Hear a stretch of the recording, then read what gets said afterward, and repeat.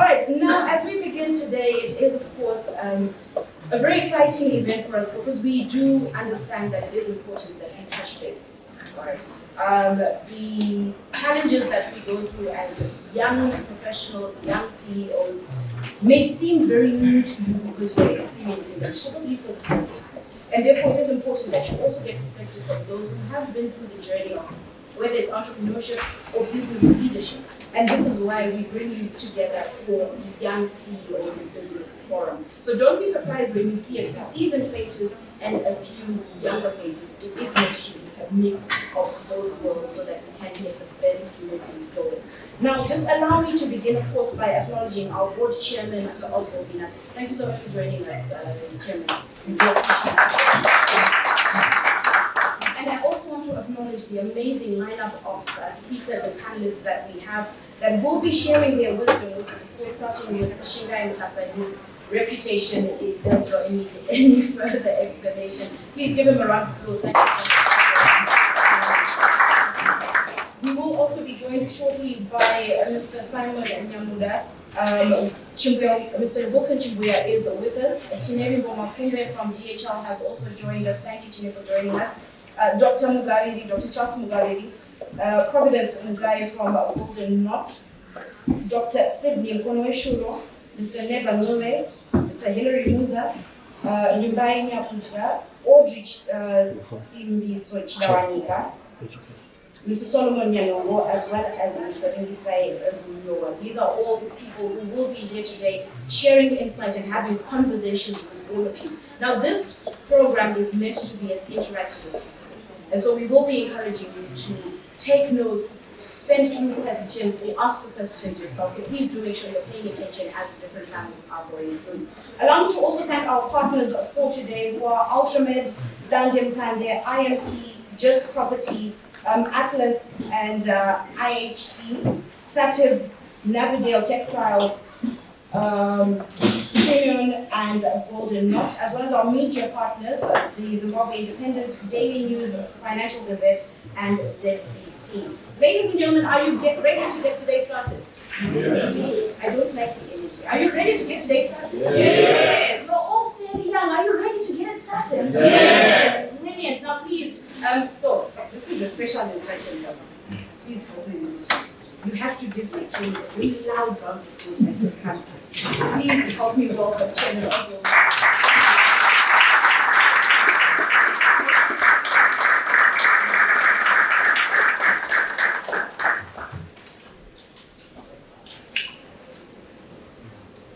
Good morning, ladies and gentlemen. Good morning.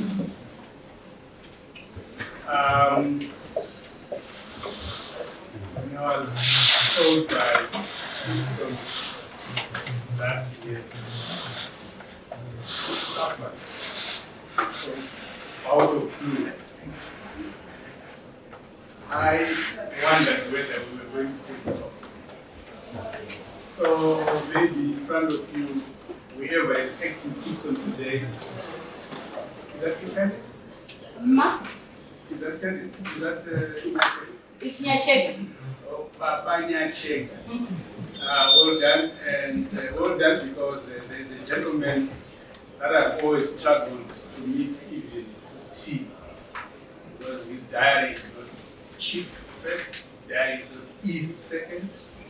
And this gentleman, one of these years, Candice, the program starts at 8, you guys should have been ready. So, one of these years, we invited this gentleman. So I was chairing a session where he was actually a speaker. And whilst I was sharing a message, just popped on my phone to say, the wife has delivered a bounding baby boy. And when he took the mic, he said, Jesus, what are you doing here? My second born was born when I was at a conference in Gwen, and Shingai Mutasa was one of our speakers. And today, you guys managed to put him back here to be with us and allow me to recognize that he is going to be our keynote speaker. And we are welcome, Shuba.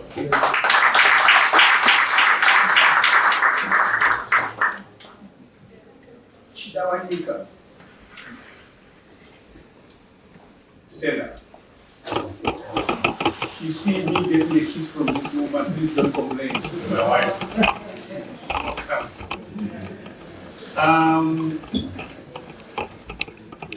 You know, when you go into business discussions, a number of colleagues always believe that business discussions have nothing to do with politics, the church, academics in some way. I think we are a bit misaligned. The life of a CEO is 360 degrees. Because once you sit in that office, you are engaging a constituency that is coming from all those various thematic areas of our state. And I'm sure the mix of our speakers, all of them, will give testament to that. You would find that one then starts their intervention from a social perspective, others from a purely academic perspective. And I'm sure one of the culprits is Mugaviri, who is our guru in terms of human capital development, leadership mastery, and so forth and so on. I would like to believe that this session today, if you came out as whatever person you were, and you go back down the scales the same person, then this is a waste of time. Because the mix of our speakers here definitely will change your life, either as you aspire to go into business, or you've been in business, or you are actually intending to expand portfolios in business in whichever way you want to. So distinguished guests, esteemed sponsors, young entrepreneurs, and future business leaders, ladies and gentlemen, it is an absolute honor to stand before you today as we convene for this momentous Young CEOs Business Forum. This gathering represents more than just a meeting of minds. It is a convergence of ambition, innovation, and determination. We are here to explore pathways to discuss, create valuable networks, and position Zimbabwe's young entrepreneurs at the forefront of economic transformation. At the onset, let me extend my heartfelt gratitude to our distinguished line of speakers and panelists who have graced this occasion today. Your wealth of experience and insights will undoubtedly ignite fresh ideas and inspire the next generation of business leaders. To our esteemed sponsors, we sincerely appreciate your unwavering commitment to youth empowerment and entrepreneurship. Your partnership is instrumental in ensuring that platforms such as this continue to thrive, enabling young entrepreneurs to access opportunities, resources, and mentorship that will shape their success. The theme of this year's forum, Accelerating the Emergence of the Next $1 Million Frontiers, reflects a crucial reality. The continent and our country's economic prosperity hinges on the youth. The continent indeed has elaborate endowments for which the youth have to take advantage of. The next generation of $1 million businesses will not emerge by chance, but through deliberate efforts to harness the potential of our young entrepreneurs, disruptive industries, and foster scalable innovations. This forum serves as a launchpad for those who dare to dream, innovate, and challenge the status quo. Recent statistics underscore Africa's immense entrepreneurial potential. According to the African Development Bank, Over 22% of Africa's working age population is engaged in entrepreneurship, the highest rate globally. Sometime in November last year, I visited one town in Spain called Malaga. What struck me was the age of the people that were serving me in restaurants, public transport. I might be wrong, but I concluded that Malaga is a very old population. There are no young people there. If you find the combination, primarily staying there for 6-7 days, Africa is at an advantage in terms of skills, innovation, because of the youth dispensation that we enjoy. Additionally, the youth population exceeding 400 million and expected to double by 2050. Africa is uniquely positioned to capitalize on the demographic advantage. However, to unlock this potential, we must address critical gaps in skills, funding, infrastructure, and policy frameworks that currently hinder young entrepreneurs. I have a problem and a gripe with the young people in Zimbabwe, particularly the lady or female young people. Whilst there is so much potential, it appears our colleagues try or continue to drive forward looking in the rearview mirror. And this is a formal complaint to women leadership in this country as well. If you've looked at our programming at the Roundtable, it's very active. But one of the biggest problems we do get, you send 20 invitations for speaker slots. 10 female speakers, 10 male speakers. In the next 24 to 48 hours, 10 male speakers will have responded either in affirmative or otherwise. Then, because of the timings of some of their programming, you then publish a line of speakers. Nyanhongo is there, Mutasa is there, Mugaviri is there. Then you see a lot of problems on your inbox. Huh? It's not gender sensitive. But I know for a fact I've sent out 10 invitations to women entrepreneurs, women business leaders, and I know they are capable. Not only as placeholders, but they are capable, well versed with the particular programs that we are undertaking. This has been the life we live in around. And I'm challenging our women entrepreneurs, please come up. You are, I think, destroying a lot of potential behind, because they look up to you to be able to do certain things in their life. I run a small business where 60% is a girl child.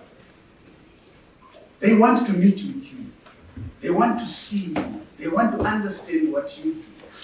And I'm sure from today, this message goes back to say, colleagues, stand up, pick up the slots, educate Zimbabwe, ensure you share your innovations and creativity. Demonstrate leadership.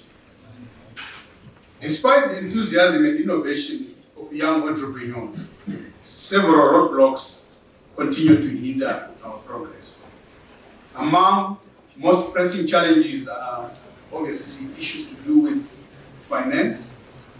I'm sure we'll be able to discuss that. Something to do with skills gap in education. I think we are going to talk into that. Regulatory and policy barriers. We will be talking to that as well. Market access and scalability, including technological adoption. Addressing these challenges in Zimbabwe and Africa in general requires a collective effort from the government, the private sector, financial institutions, and the youth themselves. As we deliberate today, let us focus on actionable solutions. All the areas I spoke to above, including fostering innovation and technology adoption, are important in ensuring that we set a solid foundation for scalable businesses by entrepreneurs. To the young CEOs, you know, when I got into business, it was by chance. I didn't know what a plan was, because I didn't have the skills. My mother used to tell me, you can't manage money. Whenever I give you money, you go and spend it in the next few minutes. And a lot of things were happening around me. When I got into business, it was just a skill that I had. My first qualification is I'm a genuine class 1 fitter and 10 machinist. So I just took my toolbox and I went out into the industry and said, I want to work for you. That is how I started my entrepreneurship journey. From a bank balance of mine of $1,864.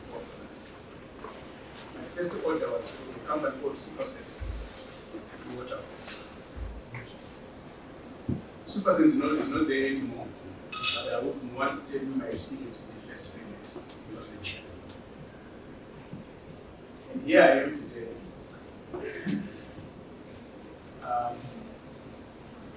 I knew I could not manage finances because my mother used to tell me.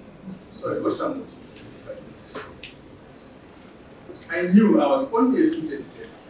So I got somebody to do the marketing. But hey, my father-in-law used to tell me that if you bring an accountant, they'll steal from you. So I needed to break that barrier. But again, how much was supposed to be my salary? In the most way. I needed to maintain a certain level of an employed person at that level at the time. That was my biggest problem. How much do I pay myself? Okay, because I was the first employee. So I went to the ministry. How much are artisans paid? So whilst I was underpaid, but I knew I was owed money, I was due because that was the regulated salary range of an artisan. That's how I separated myself from the business. So my business card was consultant first, marketing and sales second. I never told myself I was an MD. Because sometimes I would just carry my toolbox, get on public transport, to go and undertake an assignment given by Shingai, one of his entities. How do you say get an MD to carrying a toolbox, going into the main gate and say I'm the MD of Oracle Systems and I want to do it? I was not even worth the risk from that particular customer. Not only the confidence, because when someone asks you to undertake a responsibility at one of the banks standing, for example, you want me to do your paving at the Minerva branch, and I come there dragging a toolbox and say I'm the MD. I'm not even worth the standing risk on me. So I'm not worth $1 million in this sense, isn't it? So those are some of the stories. That's the journey. You look out for my book, Son of Elisha. It's coming. You need to start telling stories for those that have been in business. They are interesting stories. Those are manuals for future generations. We need to do that. So as I officially welcome you, colleagues, I would like to throw in a challenge. We have a leadership problem in this country. A very grave leadership problem. In politics, in the church, in communities, even in academia. Stories are thrown around where leadership questions are difficult to deal with. And I'm sure it's going to be at family level. This platform for as long as it exists, will challenge each and every component partner in this platform to take a 2 steps back to deal with the leadership issues in this country. Hey, some people say politics. Yeah, you're allowed. Go there. If you want to go into the parties, RPF or any other party, and pick up and start influencing from within. But I also think that we need to go back to the foundation. I was talking to Dr. Mugaviri. We need to start creating leadership at community level. So as entrepreneurs, it is incumbent upon yourselves to start developing the young people in the proper firm, culture, values that Zimbabwe requires. And I'm sure it's not too much to ask, especially for those that have made it throughout their journey. We owe it to this country. Indeed, what? We want gainful employment. We want production. We want systems and processes that ensure that even complying with regulatory statutories, it's voluntary. We can't have an economy of traders only. We have to purchase. So I'm hoping that as you innovate and create this journey, we become sensitive to that national requirement. Hakuna nyika inorarama kana isingakwanisi kugadzira zvinhu zvayo zvainonge inazvo munyika. We need to do a lot in terms of value addition of what we have. So colleagues, I run the risk of overstaying on the podium, and this is not my function, it's your function. Let me officially welcome you again to the 2025 edition of the Young CEOs Business Forum, and I look forward to insightful discussions, informative ideas, and actionable strategies that will shape the future for this country business landscape. I thank you so very much. Thank you, Chimbuya. Please give him another round of applause. All right, now that he has set the tone for what will be a very interesting morning, I think we can go straight into our program. And of course, our first speaker this morning needs no introduction. He is a man who has literally walked the talk in the world of business and has a lot to share with us, building businesses that are not only sustainable for the business community, but also for the communities that they thrive in as well. Please, could you help me welcome to the podium Mr. Shingai Mutasa.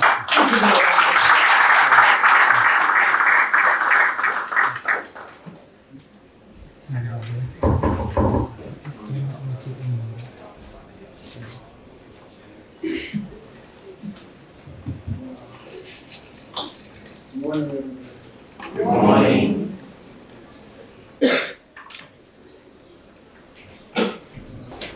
You know, the beauty about being a keynote speaker is you're given latitude to say whatever you want, and people are expected to clap.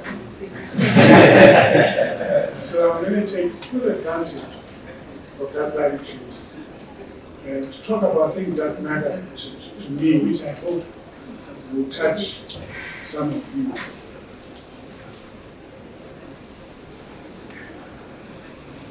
You know, $1 million.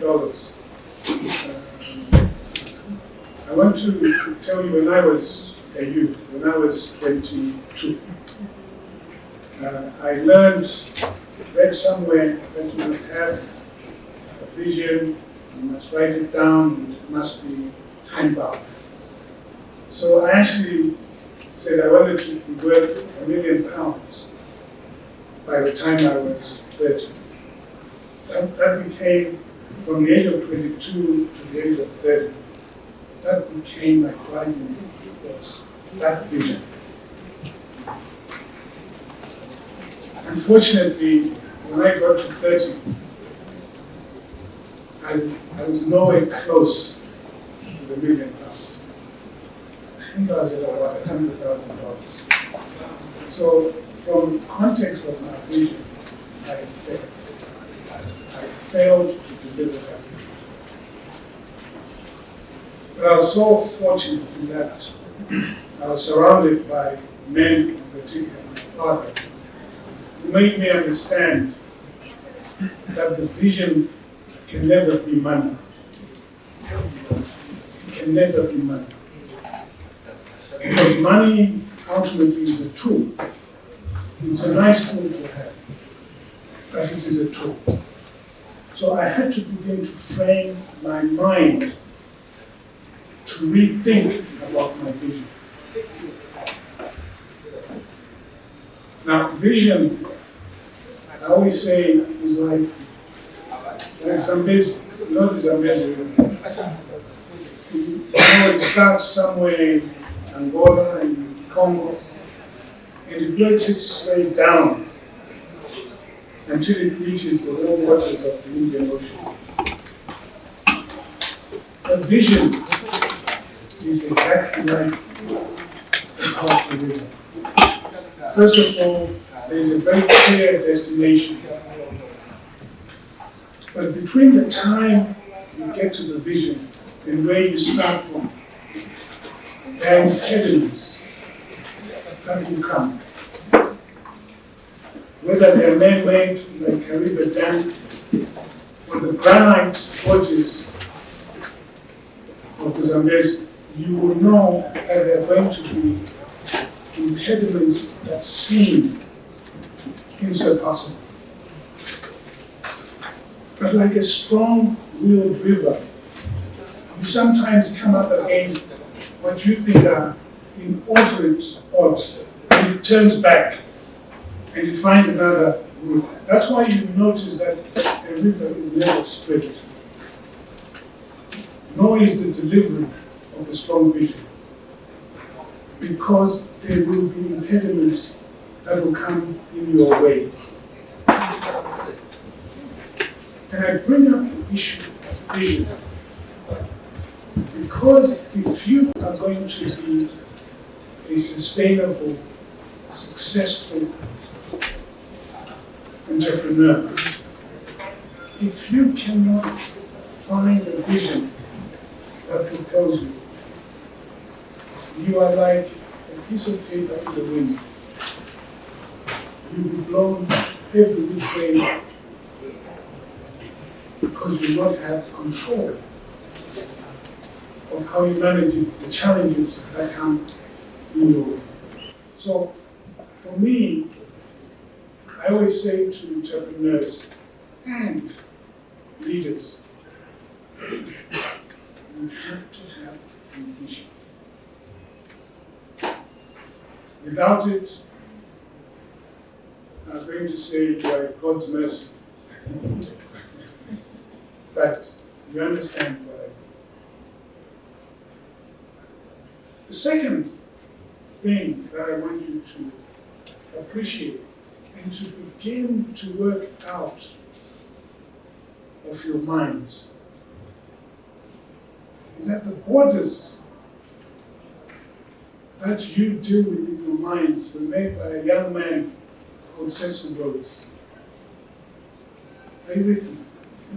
We spent all our energy in this fictitious border called Zimbabwe. And we stop at that. And we think that that is our reality. Making sure that this vision that drives you is not about money. Money is a consequence of delivery. Second, I want you to stop thinking about the borders as they've been defined to you. SADC, and every single road out of this country leads to a SADC country. Within a 10-hour drive, 12-hour drive, you are within a market of 400 million. So this is not a far-off place. These are markets that are close to us. Even a fitter antenna can go into Tanzania within a day, 18 hours, and deliver a product there. So don't imagine it as a far-off place. And if I am able to achieve anything today, is to convince you about SADC.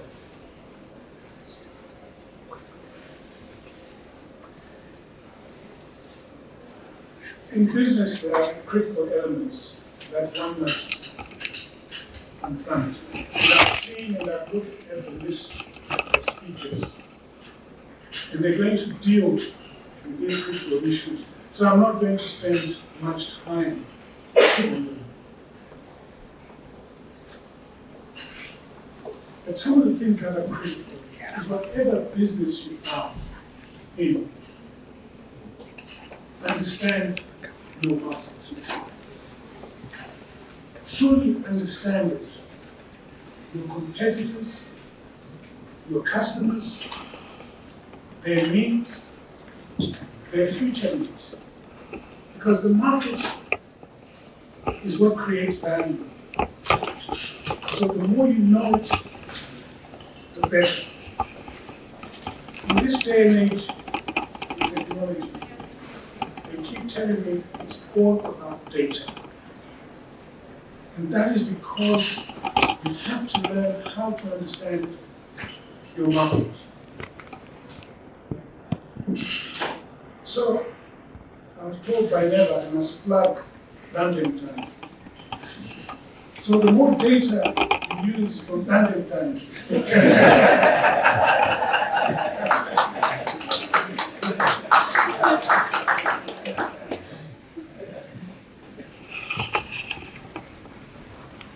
but one thing that we must also recognize is AI. I don't think we are embracing AI to the level we should be in every single business of ours.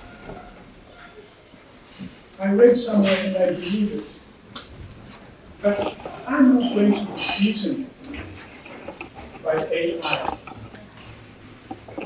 I am going to be beaten by a company that embraces AI better than I do. So if we do not put energy, whether it's this year, next year, the year after, we will lose. So we must embrace AI. Finance. Nyanhongo is going to talk to you about finance. Because Stanbic is a major player in this market. But all of us, as entrepreneurs, the one thing that makes us win or lose, after having understood our market, having understood with absolute clarity our vision, is access to capital. If you cannot access capital, there is not much. Capital is like fuel to a car. If you can't access it, you will not go far. And this is where you have to begin to think about many alternatives to accessing capital. I've learned in my journey is the best access to capital is partnerships. Somebody somewhere has the resources that I need to do what I want to do. My job is to make my business attractive to that source of capital, whether it's a bank, whether it's individuals, a group of individuals, whether it's venture capital. It's about creating a structure that makes it attractive for capital to come to me. So as entrepreneurs, if you do not build an infrastructure that is sellable, you will battle to get capital. So let me explain to you my interaction with capital when I was younger. I was a trader and I was making some money. But my vision was bigger than the amount of money that I created. I also realized that I did not have a balance sheet, a structure which was attractive.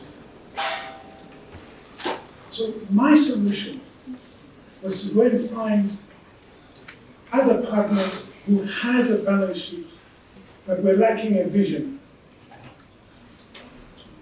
And together we were able to build what today is called Masawara. So it is possible, but you have to be very clear. First about your vision, about how you're going to attract capital, and the structures that you must build. It's not complicated, but it's important.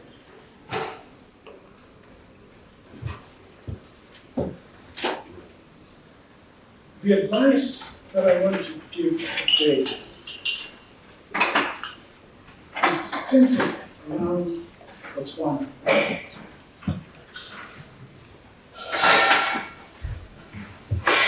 For me, it is going to take a generation for Zimbabwe to build the financial credibility of Botswana. And not just Zimbabwe, Zambia, Tanzania, DRC. It's going to take a generation, 20, 30 years. However well we perform. Because to be globally rated to a point where we can borrow like any European country, at the rates of any European country, takes time to build that confidence. Botswana has it today. So, as a businessman, and this is where I go back to SADC, I start looking at our region and say, where are the comparative advantages? Zimbabwe, human capital, entrepreneurial spirit. Botswana, finance, regional connectivity, clarity of leadership. Are you with me? Which means us as entrepreneurs, who are going to be the leading entrepreneurs in SADC, we have to say to ourselves, where are we going to get the capital to achieve our momentous goals? And it's in Botswana. Yesterday, I was with the Minister of Trade and Entrepreneurship. Are you with me? Yes, that's the title of the minister. Trade and Entrepreneurship. Can you imagine one day we had those kind of titles for our ministers? Trade and Entrepreneurship. So I spoke to him. And I said, you know, Minister, I am one of your biggest investors from Africa in Botswana. And I'm doing so because I believe your country is the best platform for me to set up my head offices. And there are 3 of my businesses that are actually in the process of setting up head offices in Botswana. You have a goal that you have promised your population, which is employment. And they come up with a lofty goal. They need to employ, create 500,000 employment within the next 5 years. See, the way you're going to do it is by making Botswana the absolute financial center for SADC. Because what that will do is you're going to attract incredible entrepreneurs from Zimbabwe, from Zambia, from Tanzania, to come and set up their businesses from your country. That will employ many, many, many, many people. He says, no, Mr. Mutasa, that's exactly what we think. It's exactly what we want to do.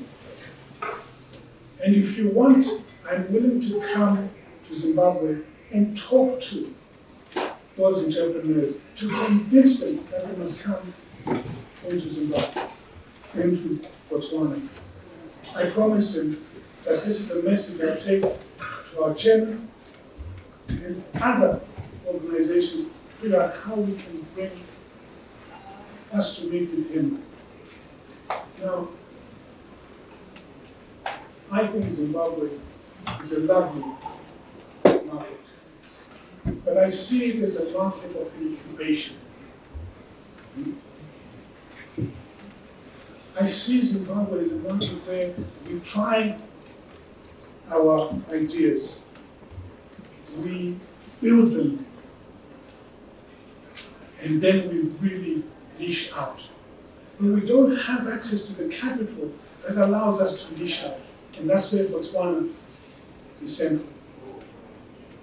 And there's a symbiotic relationship that I think is so clear, which I want you guys to be able to focus on.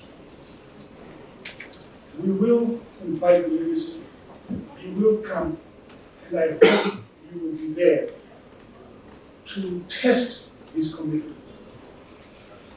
I have no doubt that they are committed.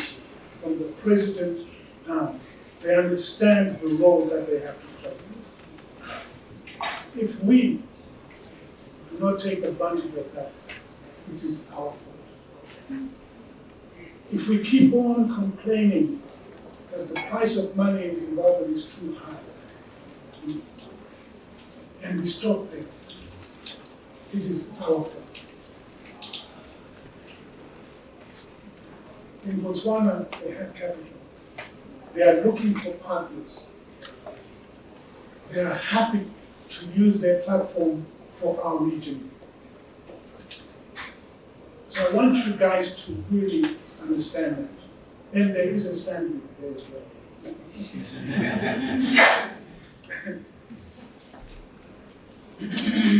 I know I don't have much time. I just want to spend a little bit more on the role of Zimbabwe, on your role. Incubation, creating powerful pilot businesses that have the capacity to keep expanding. Those 400 million, and I talk SADC, maybe when you guys are my age, you'll be talking about Africa, the world. So I'm talking about my reality. My reality is I think we have such a big play with Zimbabwe in SADC. I don't want us to lose that opportunity because we are stuck in borders that are not ours.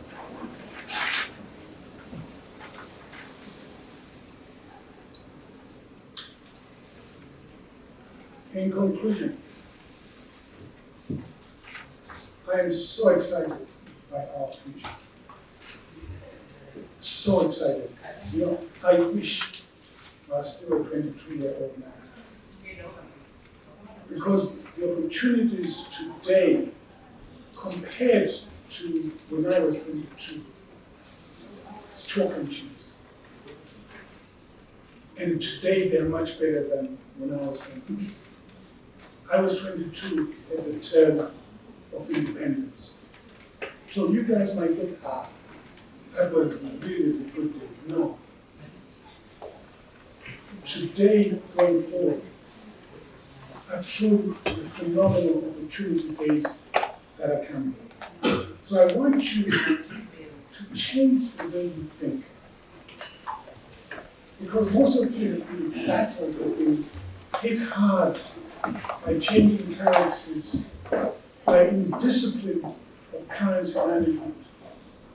And that doesn't stop you building significant businesses. What stops you is how you think. It is your mind that will stop you. And I just want you to take away from my conversation the clarity of the future of our region. There is no bounds that should stop you.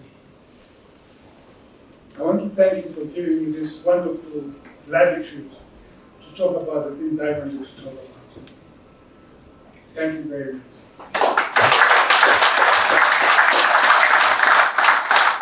Thank you very much, Mr. Mutasa. Please give him another round of applause. And we do thank you for talking about the things that you wanted to talk about because they were particularly impactful. Did you gain something from his presentation? Yes. All right, very good. Please may you all lift your phones very quickly. Your phones. Still on silent, by the way. Open your cameras. That would be nice, but no. Direct them to the screen there as we embrace technology and we digitalize our operations. Please take a moment to fill out that quick feedback form so that we know just what you gained, the insights that you gained from his talk, and what you will be taking away from this to help improve how you operate your business or how you think about doing business in Zimbabwe.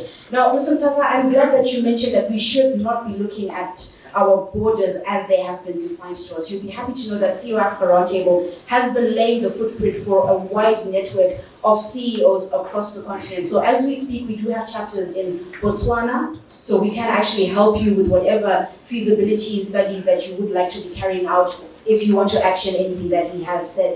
We also have chapters in Malawi, Zambia, and soon we will be looking towards South Africa and partnerships in Rwanda, Uganda, and so forth as we grow that footprint. So please make sure that you also do give us that feedback. What is it that would be of interest to you in terms of as we go forward in exploring our continental growth? Because that is the ultimate goal, becoming not just powerhouses in Zimbabwe, but powerhouses in Africa and making sure we are all connected. Let's give him another round of applause for that powerful. Unemployment, limited foreign investment. They've all taken their toll, but within these challenges lie opportunities. We've heard His Excellency saying, we'll leave no one and no place behind. So let's get involved in science politics or what? As it has been said by our chair. As young leaders, we are not waiting for solutions to come from elsewhere. We are creating them, from tech setups to agricultural innovations. Young entrepreneurs are proving that Zimbabwe has the creativity and the resilience to build a better future. However, we face hurdles. Limited access to capital. Imagine going to a bank. For you to get a loan, you have to pay someone. It's difficult for us as entrepreneurs. Outdated infrastructure, economic uncertainties, social inequalities, and the climate change that threatens the very ecosystem we rely on. As young CEOs, we're at crossroads, but I see these challenges as an opportunity to innovate and lead.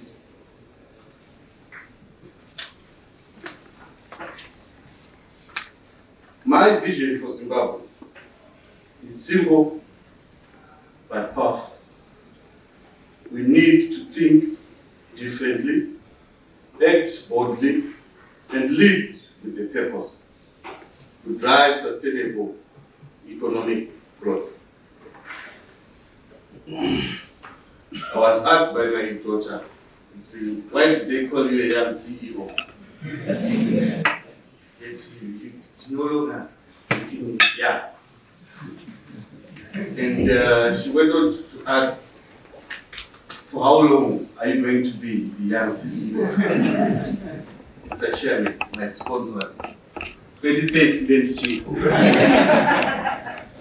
But 2030 then Chico as CEO of the Roundtable. Imagine a Zimbabwe where young entrepreneurs have access to funding. Our natural resources are harnessed sustainably, creating jobs and wealth for all. Technology is used to solve our local problems and connect us to global markets. Zimbabwe is not just known for its challenges, but for its innovation, resilience, and potential. This vision is not just a dream, but a call to action. And as young leaders, it is our responsibility to make it a reality. As a young CEO, I believe our role is to lead with purpose, innovate fearlessly, and collaborate relentlessly. Leadership is not just running a company. It's about setting an example, inspiring others, and creating a culture of accountability and integrity. It is about showing that young people can lead with the vision and responsibility. Innovation, it is our greatest tool. It's not just about the products. It is about the mindset, how we think, how we do things.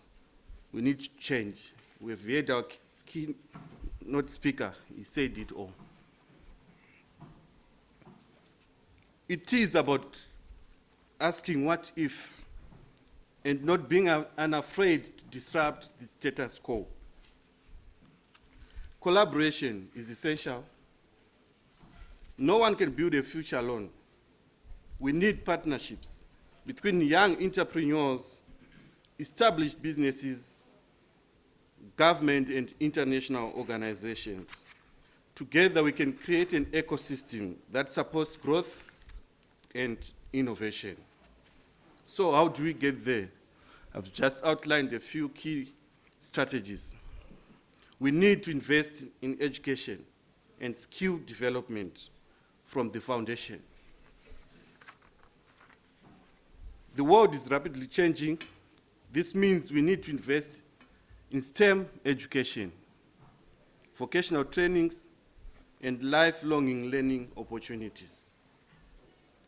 We also need to have access to capital. It has to improve. Too many great ideas never see the light of the day because of lack of funding. We need to advocate for more accessible financing options for the young entrepreneurs. Advocate for policy reforms. We need policies that support small to medium-sized enterprises, reduce bureaucratic red tape, and create a conducive environment for business growth. As young leaders, we must also engage with policymakers and advocate for change. Let's make them understand those policymakers. Because if you keep quiet, nothing will change. Let's embrace technology and digital transformation. This is a game changer. From e-commerce to mobile banking, digital tools can help us overcome infrastructural challenges and reach global markets.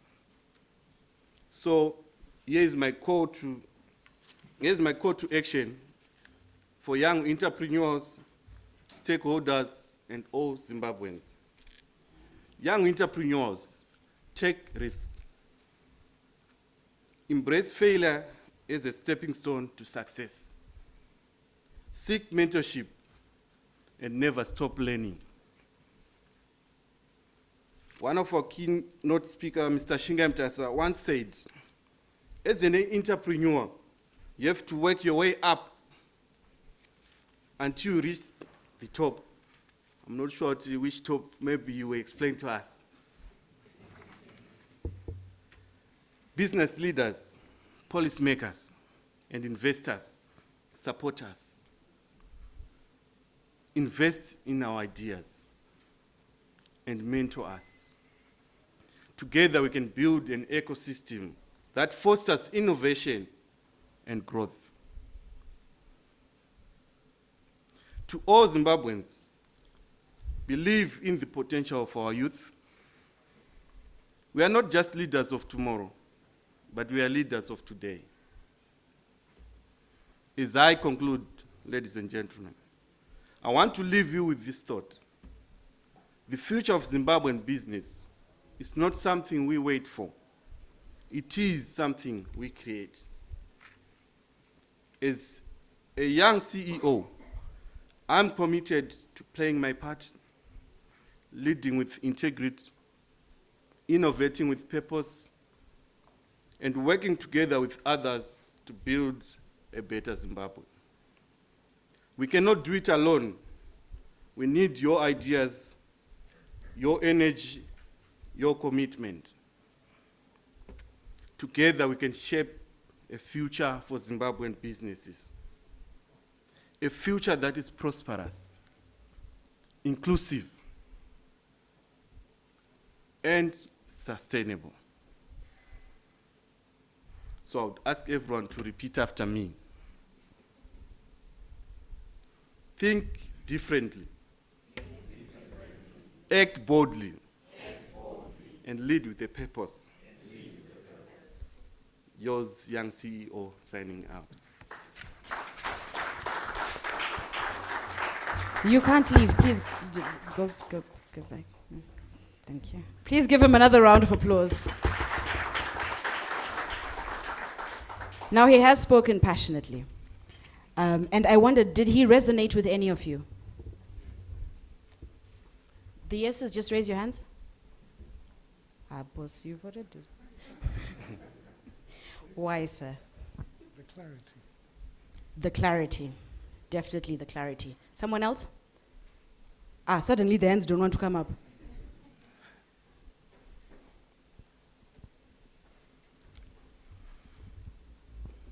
The passion. The passion. Another hand?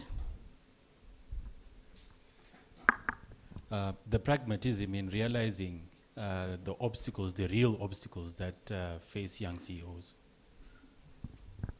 He said something that was very profound.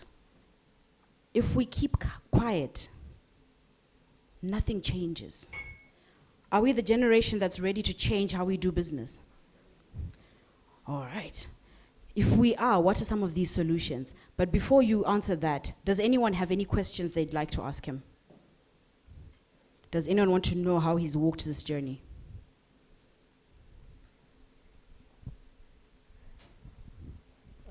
I think a bit of a weird question, but what is your greatest failure so far in your journey? Biggest failure? Okay. I don't take failure as an option. It will mold me to be a better person in the future. I think perhaps let me rephrase it for him. What was the experience that taught you your greatest lesson? Having limited access to finance. And we're still facing that today.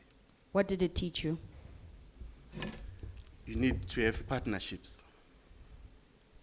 The people whom you associate with will change everything for you. So your association also matters. Thank you. Thank you. Please give him a round of applause. Your associations are very important. Who you associate with is who will help you on your journey or hinder you on your journey. So you must be very, very selective of where you go and who you are with. Let's give him another round of applause. Again, with our phones, please may we scan that code and give a bit of feedback.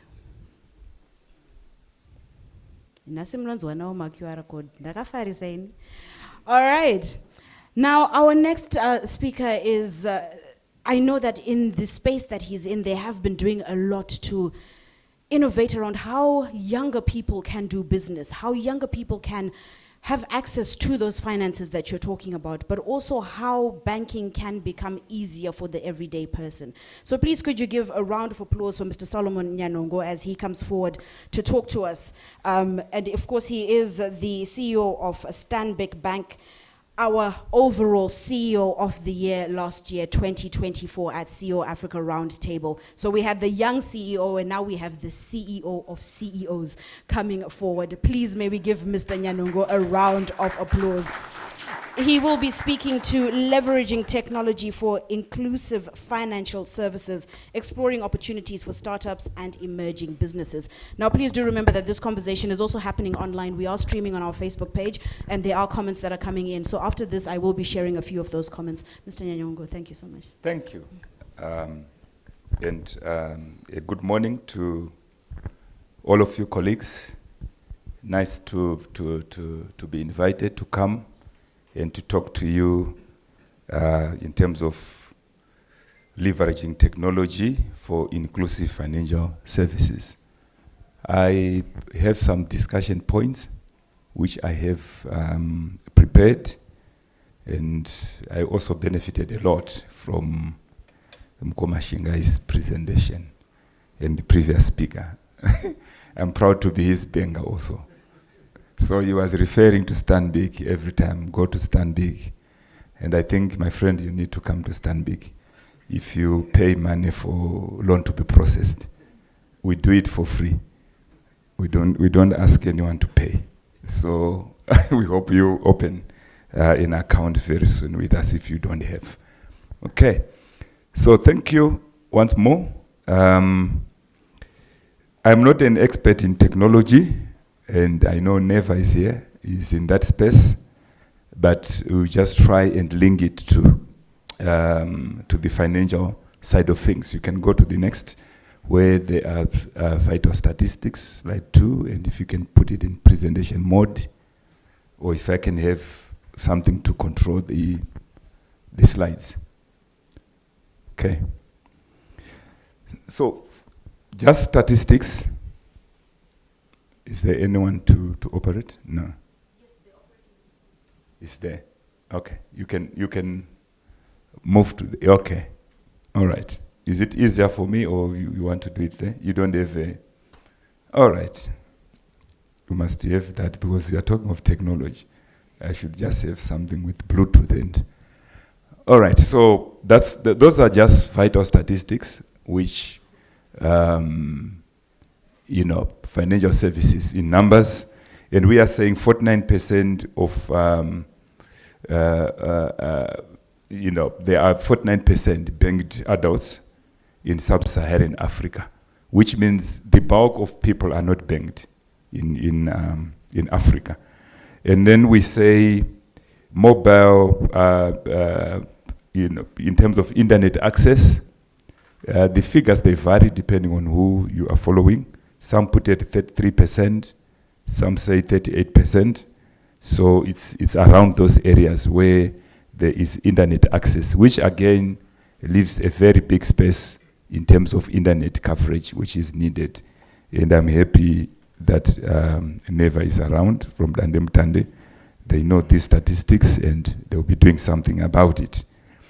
And then we say total African FinTech funding in 2024, 857 million.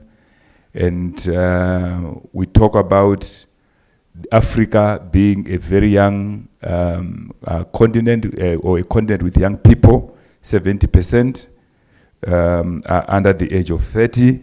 And here in Zimbabwe, we have got about 68% are classified as under the age of 35. So it's about, of our population. The majority of our populations are young people. And mobile penetration, not internet access, but mobile penetration is about 94%, which means pretty much lots of people have got mobile phones, and it makes, financial inclusion easier. Because you may not have internet access, but at least you have got a line and a phone, and you can communicate. And then in Zimbabwe, we have about 30 registered fintechs, which serves about 2 million people. But sadly, about 4.8 million Zimbabweans, adult Zimbabweans, do not have banking services.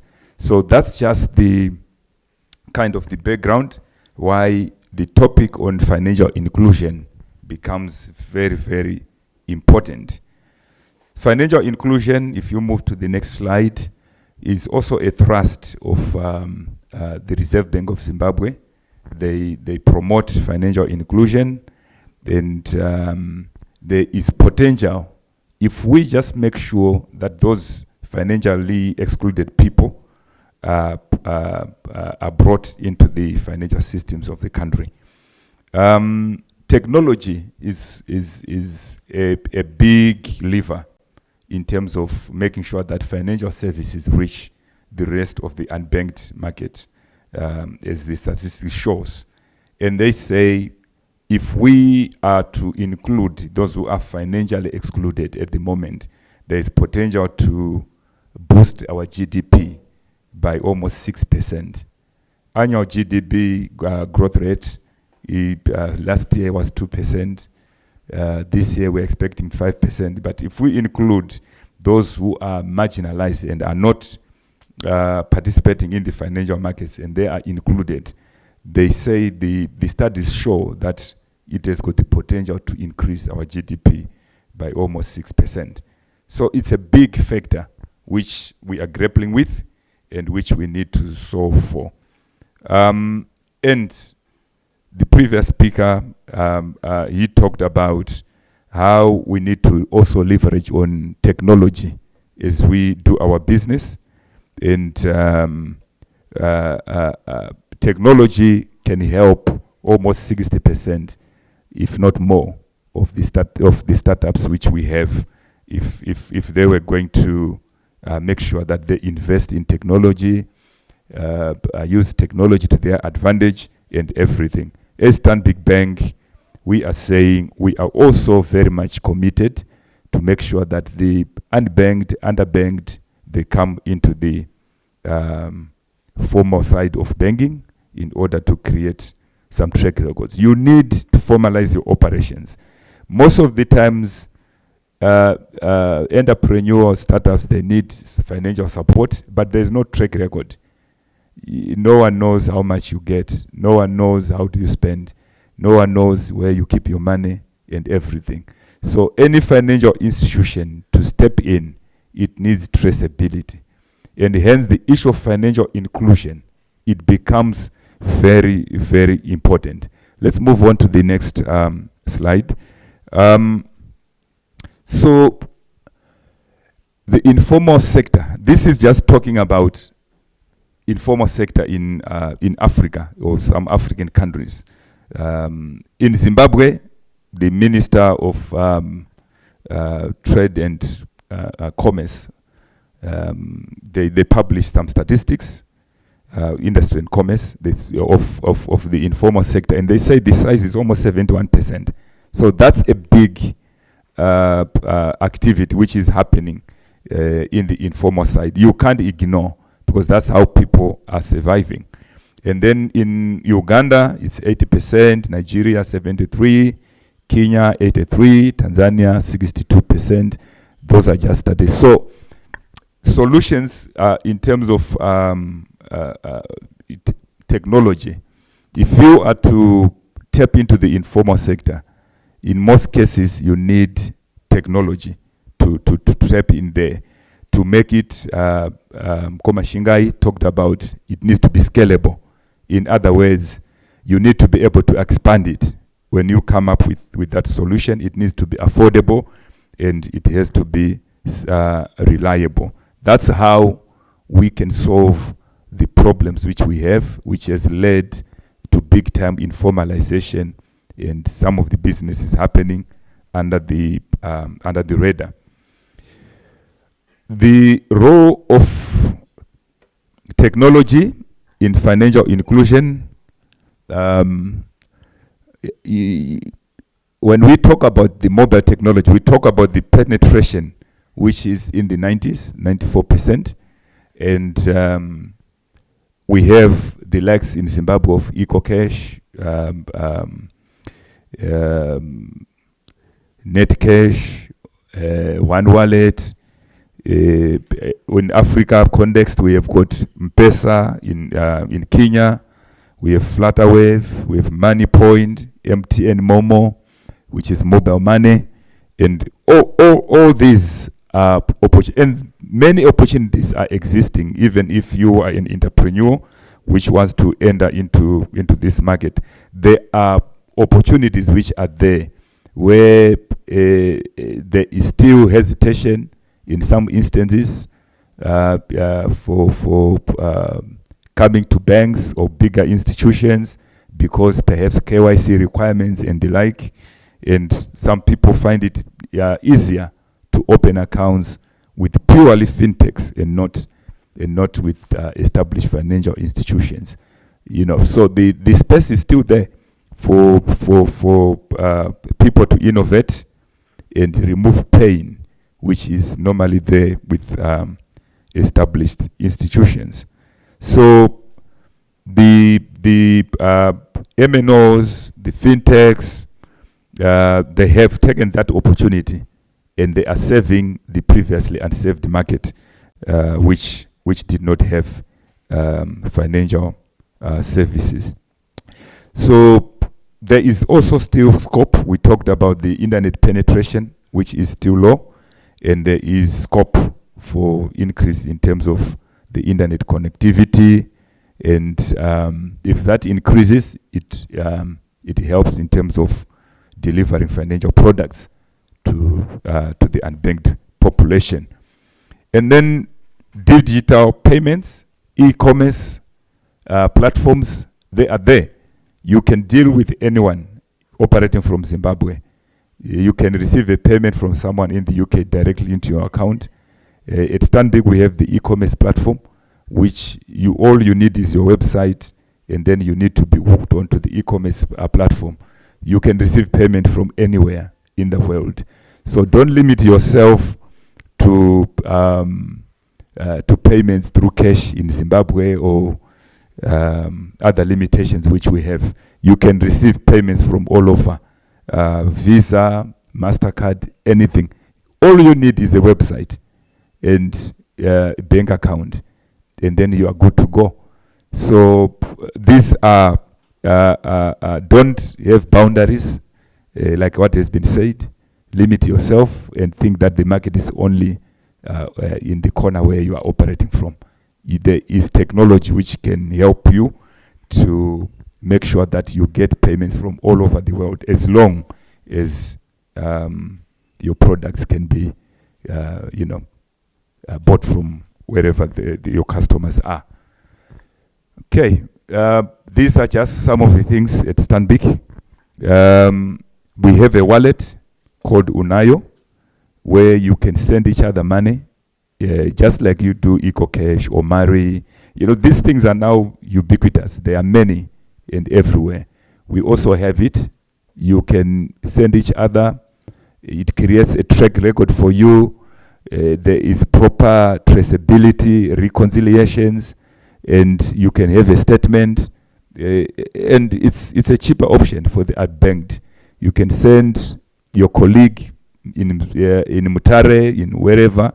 They don't even need an ATM card to take money from there. We have what we call cardless cash withdrawal, where if you just send the person the voucher, they can go to an ATM, they take money, or some of the agents which are all over the country. So that's another platform there. And then we also have low-cost accounts, which are designed for the unbanked or underbanked, or those people who are still starting up, and sole traders and the like. These have got different charges to your established complicated corporations, where they have to pay for services. But as you are starting up and you want to open an account, there are what we call low-cost accounts. There is the Blue Ease accounts. There are savings accounts where there are no bank charges, and some of them they have got very low low cost and low KYC requirements. Some of the hurdles which businesses have is that when you open an account, you must have proof of residence, you must have a whole list of requirements. But for the low cost accounts, you are able to do it using your ID, just your ID and your address. That should be sufficient. That is for the lower end of the market as you enter into the financial service. But obviously, as the value starts increasing and everything, the regulators would want to know your place of residence and other things which are required for opening accounts. And then in terms of digital platforms, mobile banking, USSD, this is just all of us, we know these things and we use them on a daily basis. Internet banking services, you can access your account anywhere. You go to South Africa, you go to America, you don't have to worry. You can access and do transactions from all over the world through technology. And of course the e-commerce, where we have talked about that if you are in tourism and you have your place which you are running or aggregating payments for certain players, you can still receive money while you are in Zimbabwe just through using e-commerce. People can pay using MasterCard, Visa, and all those payment solutions. And then, okay, so that's in terms of the initiatives which we do have. When we go regional, we have talked about M-Pesa, serving almost 30 million users there. And those were financially excluded people, but they are now in the financial service reach. Alipay, that's China, and serves about 1.3 billion users, and which process almost like 100 billion transactions each year. So this is technology, scalable. You are able to do and be included in terms of the financial side of things. And then there are opportunities for startups, which is the next slide, where we are saying when we look in terms of our market here in Zimbabwe, 55% of Zimbabweans, they lack traditional credit. In other words, they are used to Vimbazo and all those kind of things, not proper credit. There is scope to use digital platforms. Like I was saying, banking is simple. Maybe I say simple because I'm a banker. But it's quite simple. You need traceability. There's no way you can get money when people don't know that you are trading, you have track record. So all these mobile platforms we are talking about, they help you to create some form of traceability so that when you come to the bank, you are able to demonstrate that, look, I am in business. These are my transactions. This is what I have done. And this is what I do. From that pool of transaction, is then able to then assess how much you are worth or how much you can get from that financial institution. So let's make sure that we create traceability in our business. There is also data, leveraging on data, which is also very important. You must know your clients. It has already been talked about. And what lending machines then do, or technology do, is just to leverage on data, the transactions you were doing, to determine in terms of what amount you can qualify and everything in terms of digital lending and all those kind of things. Partnerships, it has already been talked about. It's highly needed. You can't do it alone. And at Stanbic Bank, we do have, we also value so much partnerships. It doesn't, sometimes you don't have the balance sheet to borrow, but you have the idea, you have the opportunity. The products which we also have, which are very relevant for startups, is that if you have some good orders with a solid company, you have got an order. We have what we call order financing. where on the basis of your order, you can get pre-financing with the reassurance that when the payment comes, it first comes to your account, and then you take the profit and then you move away. Or you can also have what we call invoice discounting. You have supplied, but the supplier perhaps has got 60 days and you have got an urgent need. You can come for invoice discounting, where you then get some advance payment in exchange for that payment, which will come later on. So these partnerships are very important, because sometimes you are stuck. If you go for vanilla lending, they will require security, which is normally in the form of mortgage, which you don't have, and things like that.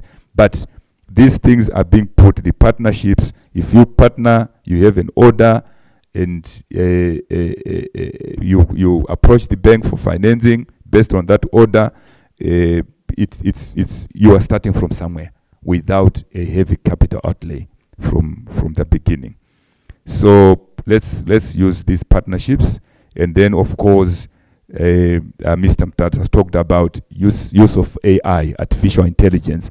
That's what we're basically saying there, where you need to make sure that you use technology to advantage. Artificial intelligence, there are some of the tasks which you don't need to worry about, where technology can help you, predictive analysis, making sure that some of the routine activities, you can also take advantage of the technology which is available out there. And in today's world, there's what we call open AI, where you don't go through the hassle of establishing solid structures and trying to innovate what has already been innovated. What you just need to do is to acquire the AI, and then you then link once you have the that linkages, and you connect and start trading. So those are some of the things which are there. The challenges which we see in terms of technology, and which you need to be aware of. We talked about accessibility of internet. I think that will be solved, but also there is USSD, which you can also transact using. Most of the mobile banking products and technology, you can also access them through USSD, even where you don't have internet. But there are issues of cybersecurity risks. You need to invest in security. Technology has advantages, but it also has disadvantages. There are people who are not sleeping 24 hours, looking at ways how they can hack into systems and acquire sensitive data, so that they can communicate with banks, communicate with your customers, pretending that it's you, and it's not. So you need to make sure that you have necessary cybersecurity measures and firewalls, and making sure that you constantly scan for cyber criminals who are always looking at luring people to divulge their sensitive information.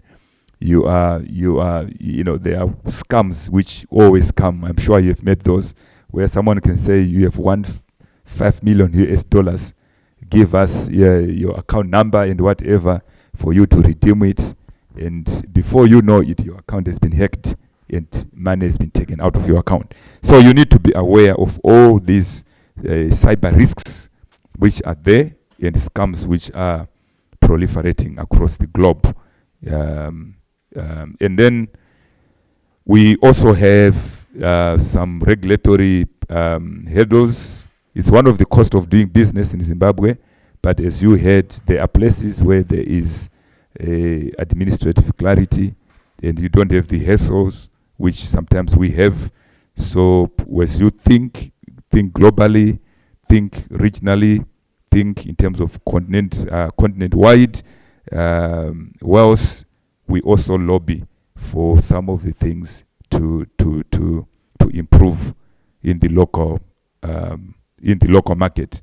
But like we have said, we have managed to lobby the regulators to simplify some of the requirements where it's very difficult for people to comply in terms of opening traditional accounts. They've allowed us to do it for low-cost accounts with just a bank ID, address, and that simple information. So it's a continuous process, and we need to continue working with regulators to work on that. Then the fourth hurdle which I have there is the reluctance of established corporates to work with startups. Again, that's where your associations, your linkages, they are also very important. And some of the reluctance is also justified because there is need for dependability. Most of the startups, about 7 years ago, we came up with a youth fund where we gave $10 million. We said we have 10 million in Stanbic to give to youths, entrepreneurs. And we're not asking many things, very vanilla things, without some did not have security and everything. And guess what? Almost 60% of that was bad loans. So dependability is very important. Once you are given an order, make sure you deliver. Don't divert funds. Don't play gimmicks or tricks, because you are creating a record. And once the record is not correct, you are blacklisted. And when you are blacklisted, you can't access finance anywhere. You can't deal with people. And so dependability becomes very, very important. And dependability starts even from hub. Incubator hub, which we have, is where some of your ideas, your business ideas, you can come to a business-friendly environment at our offices in Herbert Chitepo, where you book in, you come in there, free Wi-Fi, and you can then do your simulations there. You can do you test your ideas there. We also bring in entrepreneurs, seasoned people who take you through various courses if you registered for those. So as a bank, we are there for entrepreneurs and startups to help you shape your idea into a bankable idea and then go into the market as a proper business. So those are the things which we are doing, and you are free to partner us as a bank. Thank you very much, Chairman. Thank you. A very good morning to you all. I'm so privileged to be a partner with the CEO Africa Roundtable as legacy building leaders. We are into coaching. That's what we do. That's our business. That's something we've been doing for the last 22 years. We're very excited. And I was very inspired by the speakers that have come to this platform. A very good morning to you all. I'm so privileged to be a partner with the CEO Africa Roundtable as legacy building leaders. We are into coaching. That's what we do. That's our business. That's something we've been doing for the last 22 years. We're very excited. And I was very inspired by the speakers that have come to this platform. I would like to recognize them, and some of them in absentia now, and also the chairman. Thank you so much for those remarks. I was very intrigued by the statement by our keynote speaker. Change the way you think. Change the way you think. And also by the statement on thinking differently. Because one of the things I do is I'm a leadership mindset coach and a neuroscience coach. And I spend a lot of time on issues of, mindsets and mindset, coaching. Because if you don't change the way you think and if you don't invest in your thinking, there are challenges. So I'm going to be presenting on solutions-oriented leadership coaching mindset. If you could please kindly put it in slide format. Right. And I'm from Enoga. Sorry, can we go to the first slide? So I'm speaking on the topic, as you can see on the first slide. the first one. The title one. Thank you. I'm going to be focusing on issues of solution. You can move backwards, the title page. Right. Okay. I'm going to be focusing on solution-minded leadership and why that is so important, to business, right? Yeah. Yeah, thank you. Solutions-oriented leadership, coaching mindset. That's what I'm going to be looking at and how that has an impact, on also governance and business growth. I think we can move on. Right? Just a brief profile there. Don't worry about a whole lot of things that are there. But actually, I thought it's good for people to know where you're coming from. Because sometimes when you speak and people don't know who you are, you can then say certain things and people cannot connect with where that's coming from. So that's a whole long list there. Don't worry about the long list. The one I'm most proud about is I'm a grandfather of one. And I've been married for 34 years.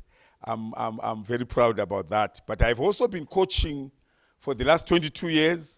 And I've been privileged to work with a lot of distinguished brands. We work with ICAS. We're a partner with ICAS, the Institute of Chartered Accountants. For the last 4 years, we offer a leadership masterclass where everyone in this country who becomes a chartered accountant, we offer a mandatory course, a 9-module course on leadership. We are doing the same now with Zika in Zambia. We are doing it with ICANN, in Namibia. I work with the Africa Capacity Building Foundation. There is a program for 12 African countries in terms of coaching. I was selected as one of the 20 coaches in Africa who is part of that project. And it's a great honor to work with distinguished coaches across Africa. I'm also a lecturer for the International Leadership University in Kenya, where I also supervise students who are doing PhDs in leadership. And that's a very exciting journey. I think we can move on. I did my PhD when I was 29. That's one thing that I remember I was very proud of during those years. And that's many, many years ago. I think we can move on. Let's move on to the next slide. Right. Let's look at the power thought there. The difference between a struggling leader and a thriving one is not external circumstances, but the mindset they choose to adopt. I think that's important. The mindset that you choose to adopt is a very important one. Okay, let's move on. And I'm going to quickly go through some of these objectives there.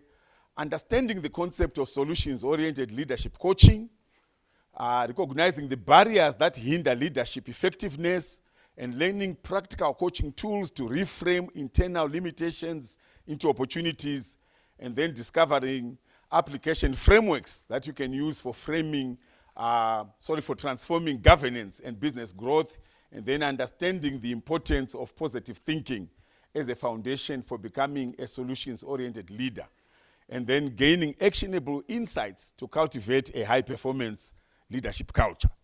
And I'm going to push these in the next few minutes, right? But as we start, I want us to look at that.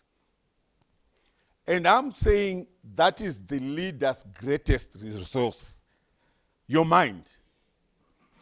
Of all the resources we can think about, that one is the most important, freely God-given resource that we all have. As I've been doing my studies as a neuroscience coach, one of the things I discovered, which kind of shocked me, was to find that on average, most people actually use 5 to 10% of their thinking capacity. Those who think they are thinking, they are using 5 to 10% of their thinking capacity. So this is one of the most grossly underutilized resources. And when you know how to deploy and maximize on this resource, there are no limits to how far you can go. And I want you to start thinking about your thinking. I know we all think, but I want you to start thinking about your thinking. Okay, we can move on. Let's move on. Right. So let's look at leadership mindset shift. When we are talking about coaching, we talk about moving from point A to point B. That's important in coaching. Whatever goals or objectives or vision you have, that's your point B. But as you do so, there's something very interesting. There are obstacles. Our first speaker was talking about that. That there are obstacles, some of them that look insurmountable between point A and point B. But from a coaching perspective, here's what is very interesting. 80% of obstacles that we face are actually internal. They are mindset obstacles, or what we call internal conditioning. And only 20% of obstacles are external. I think that's important. So it actually shows you that if you know how to harness your mind, you can then overcome whatever 20% obstacles, which are external, that you face. But one of the key issues you need to know is to learn how to get out of your own way. Because oftentimes we are our greatest enemies because of our thinking. I was talking to a company in a town hall meeting 2 days ago with CEO, the executive, and all the staff management and staff. And one of the issues we were talking about was, from our research, we find that in Zimbabwe, one of the greatest challenges that we now face is negative thinking. That's one of the greatest challenges we face. And how do we express that? Zvakadhakwa. And when you hear people say Zvakadhakwa, it's a way of thinking. And it's a negative mode. And when we are talking about solution-minded leadership, which is what we are looking at here, what I've discovered with the minders, we shall look later on, is you cannot actually have solutions when you are thinking in the negative mode, but we are going to come to that. So a solutions-oriented leadership mindset will help us to overcome mental barriers, to drive success. And we need to think of the teams that we have, whom we work with, to achieve our objectives. When those teams are in negative mode, when they are in the Zvakadhakwa mindset mode, you can have a great vision, you can have great objectives, you can even have the finances, but kana Zvakadhakwa, I can assure you, every effort you will make will be frustrated. Because in terms of mental conditioning, people are in negative mode. Can we move on? Right. So it's going to be important that we think of what we call the 3A leadership mindset shift. Number one, we need awareness. Identify limiting beliefs and your leadership blind spots at a personal level as a leader. It's very, very critical to be aware of that. But also, as a leader, you need to also help your own team to identify their limiting beliefs. Because when you have got this negative energy within your team, as a leader, you need to be able to pick that out. Because unless you deal with it, you can set all the objectives, invest resources, and so forth, you will be stuck. Then the acceptance. Acknowledge mindset shifts as a necessity for progress. It's very, very important. At a personal level, but also for your team. You should be able to say, what mindset shifts do we need here? Because sometimes we can come up with strategies and say a whole lot of things, but unless there's been a reconfiguration of mindsets, you actually find you're just stuck. Because the mind is so powerful, it's so powerful. As a person thinks in their heart, so they are. And that's a key one. And then we also need to implement solutions-focused coaching strategies to accelerate transformation. Oh, perfect. Thank you. Finally, guys, you don't have to worry about me. I'm now in charge. A solution has been found. Thank you, Mr. Chairman.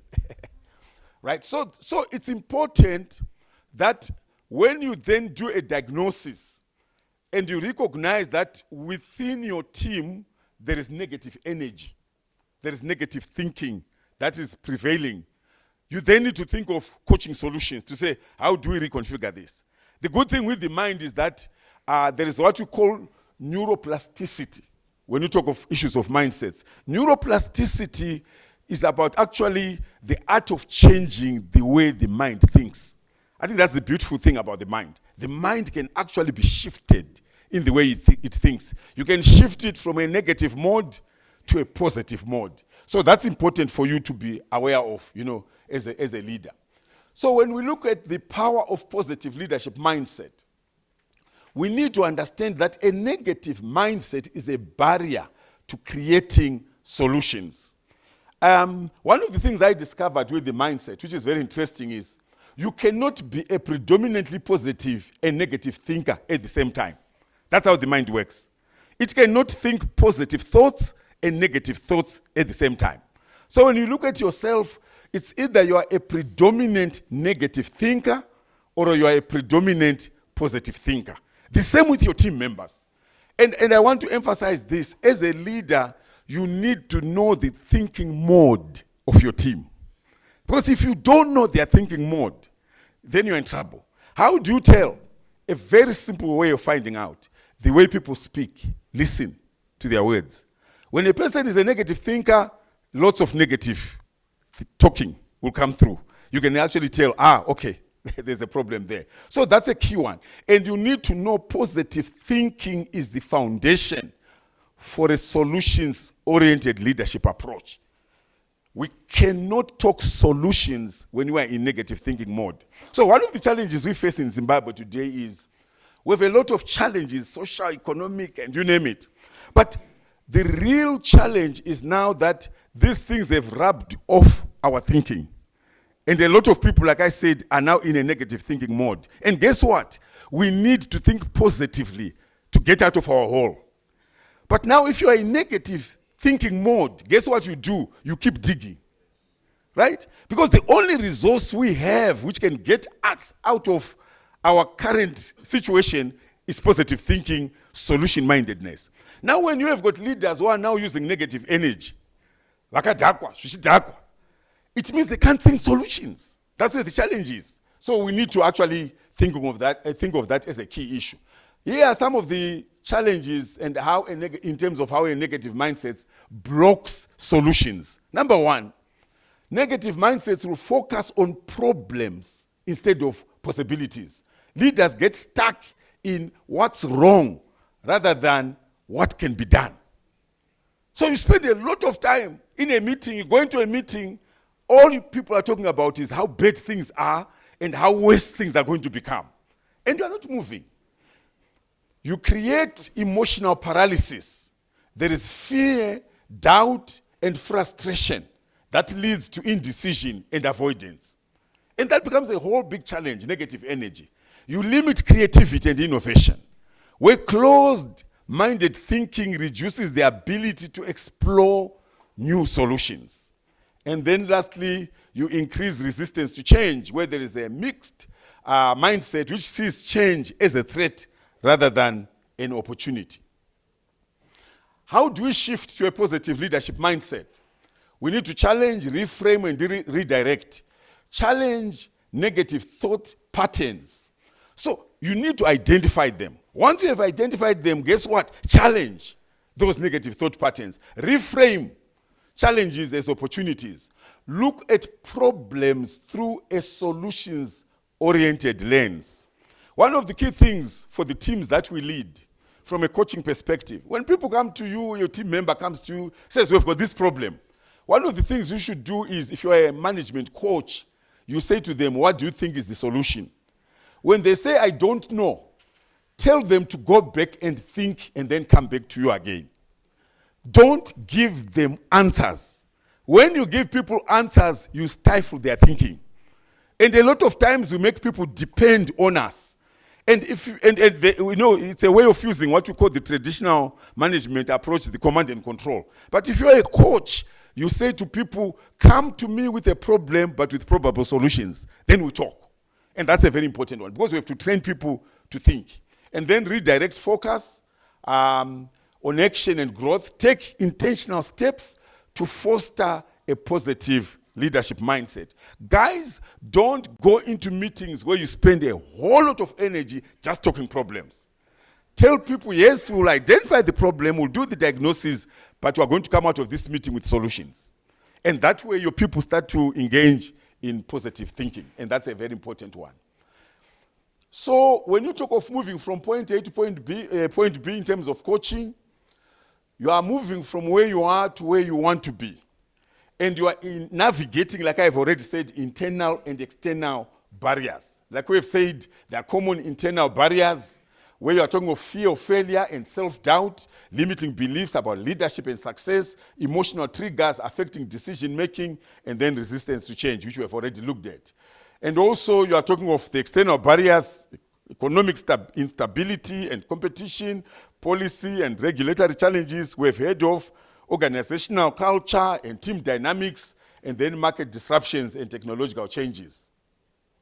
But what we need to be able to do is to apply what we call the 5-step leadership navigation model, where you clarify the vision. We're talking about vision. Be clear about the vision. Define the leadership and business transformational goal.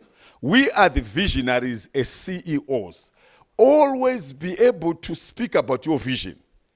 It's important. You know, you continue. Don't assume because you said it once or it's on a wall somewhere, people always remember it. You need to continue to share it.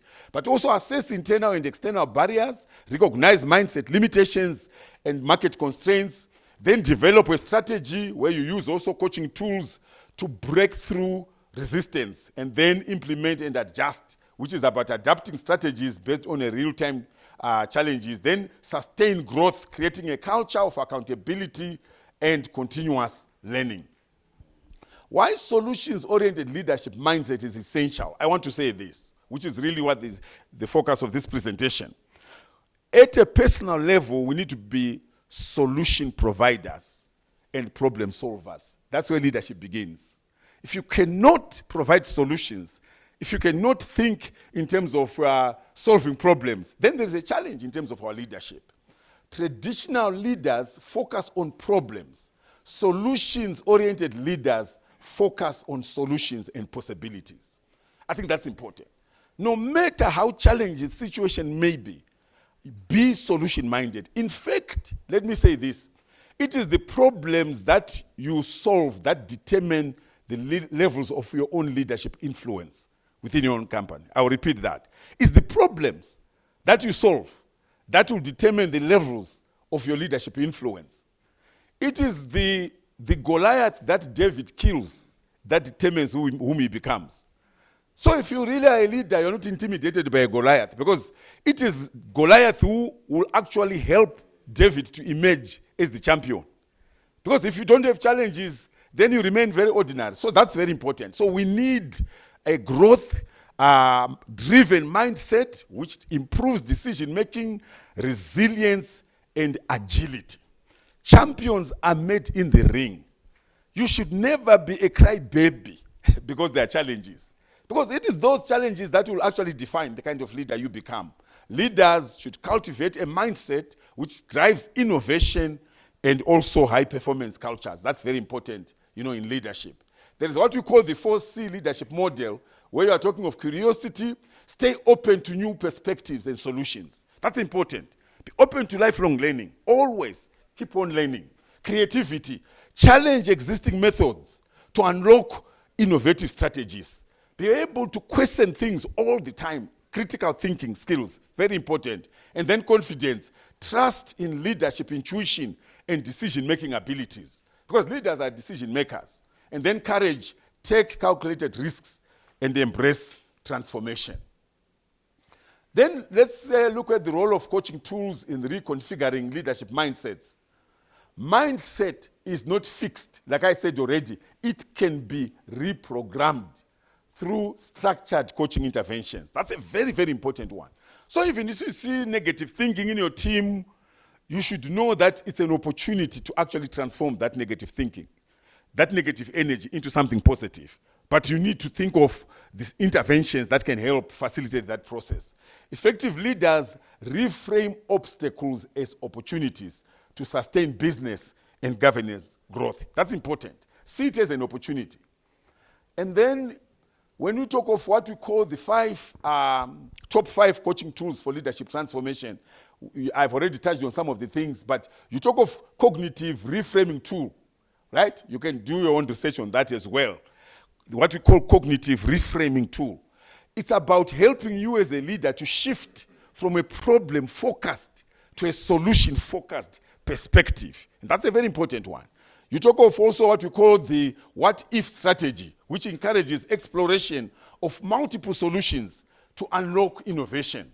And then you talk of visualization and future pacing, which is about strengthening beliefs in achieving, point B through mental imagery. I think that's a very important one, right? And then leadership journaling, where you track your thought patterns to identify and reframe your limiting beliefs. I want to emphasize this one, that self-awareness. As a leader, be aware of it. Because when you have some of these limiting beliefs, they literally can ambush any goals and objectives you have.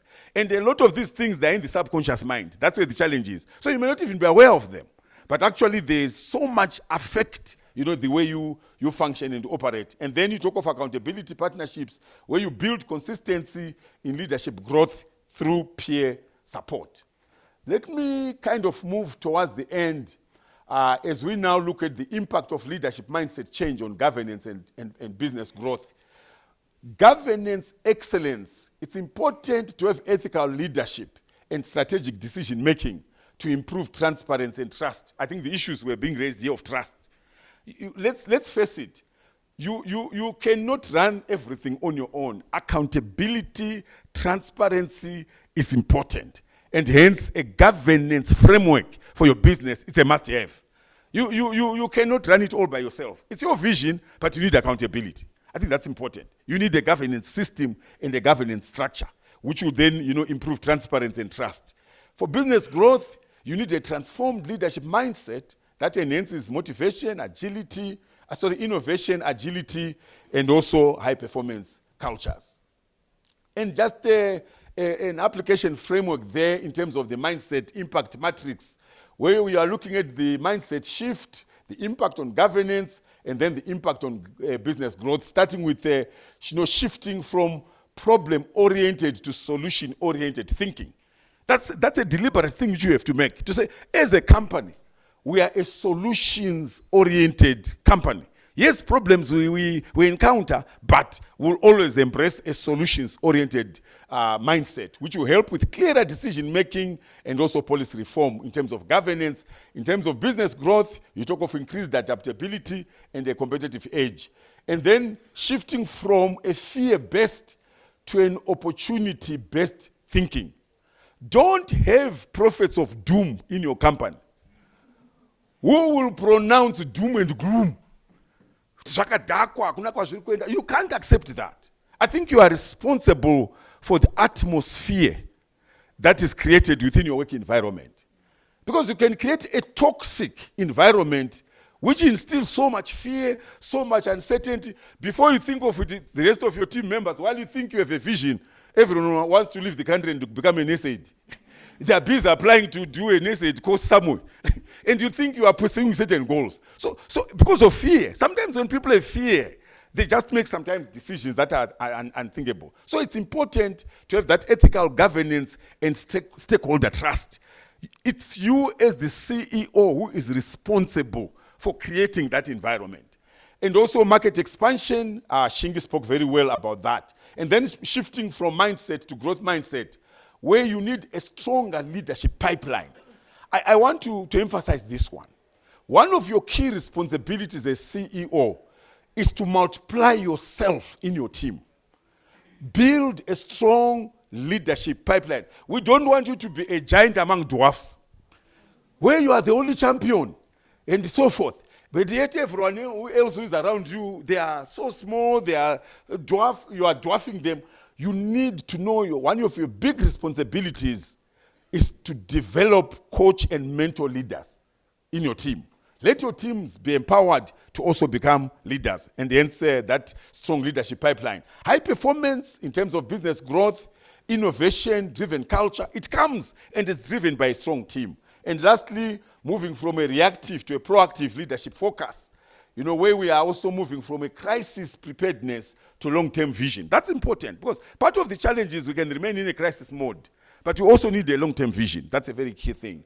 And then this leads also to organizational resilience and agility in terms of business growth.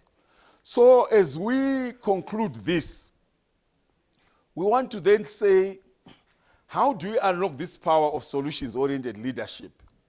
One, we need to know leadership is not just about skills, but it's about mindset transformation. One of your major roles as a CEO is to be a champion for that. How do you continue to be the catalyst for mindset transformation? Like I've already said, 80% of challenges are internal, which means that growth starts within the leader, not outside. And how do you cultivate that? And that's a very important one. And we have already also said a negative mindset blocks solutions. A positive mindset fuels them.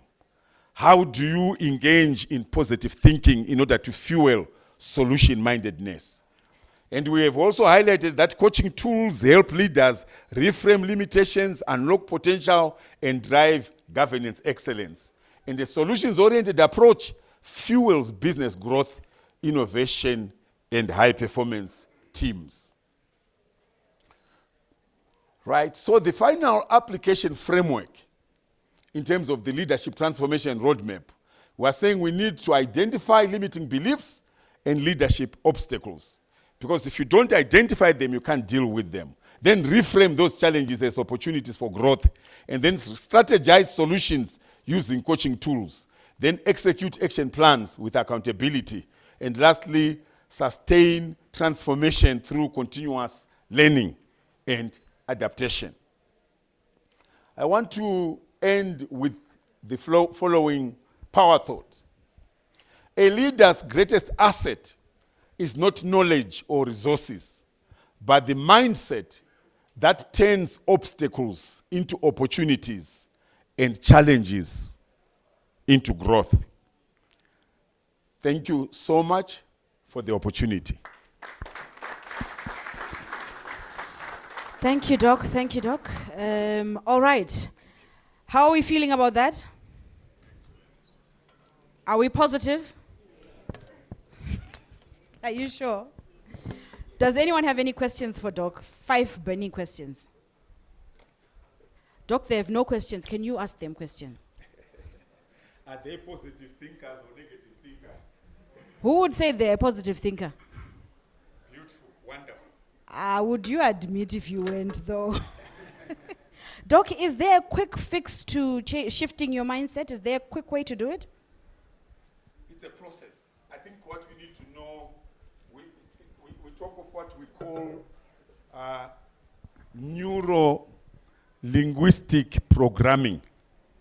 Actually, when I went to Canada in 2015 to be trained as a coach, I was shocked because I paid $3,000 for just 2 days training as a coach. And the guy who trained me, Derek Sweet, is the former vice president of the stock exchange in Canada. When I asked him, why am I paying so much money? What is this about? He said to me, you are paying to change the way you think. Because if we don't change your thinking, he said, you are going nowhere. You will only be as limited as your level of thinking. So it's an investment, it's a process, but the good thing is it's very possible and practical. Thank you. Please give him a round of applause. Do we have anyone else who has a question for him? Yes, Doc Murukutizei. It's okay. Doc. All right, where is that question coming from? Right.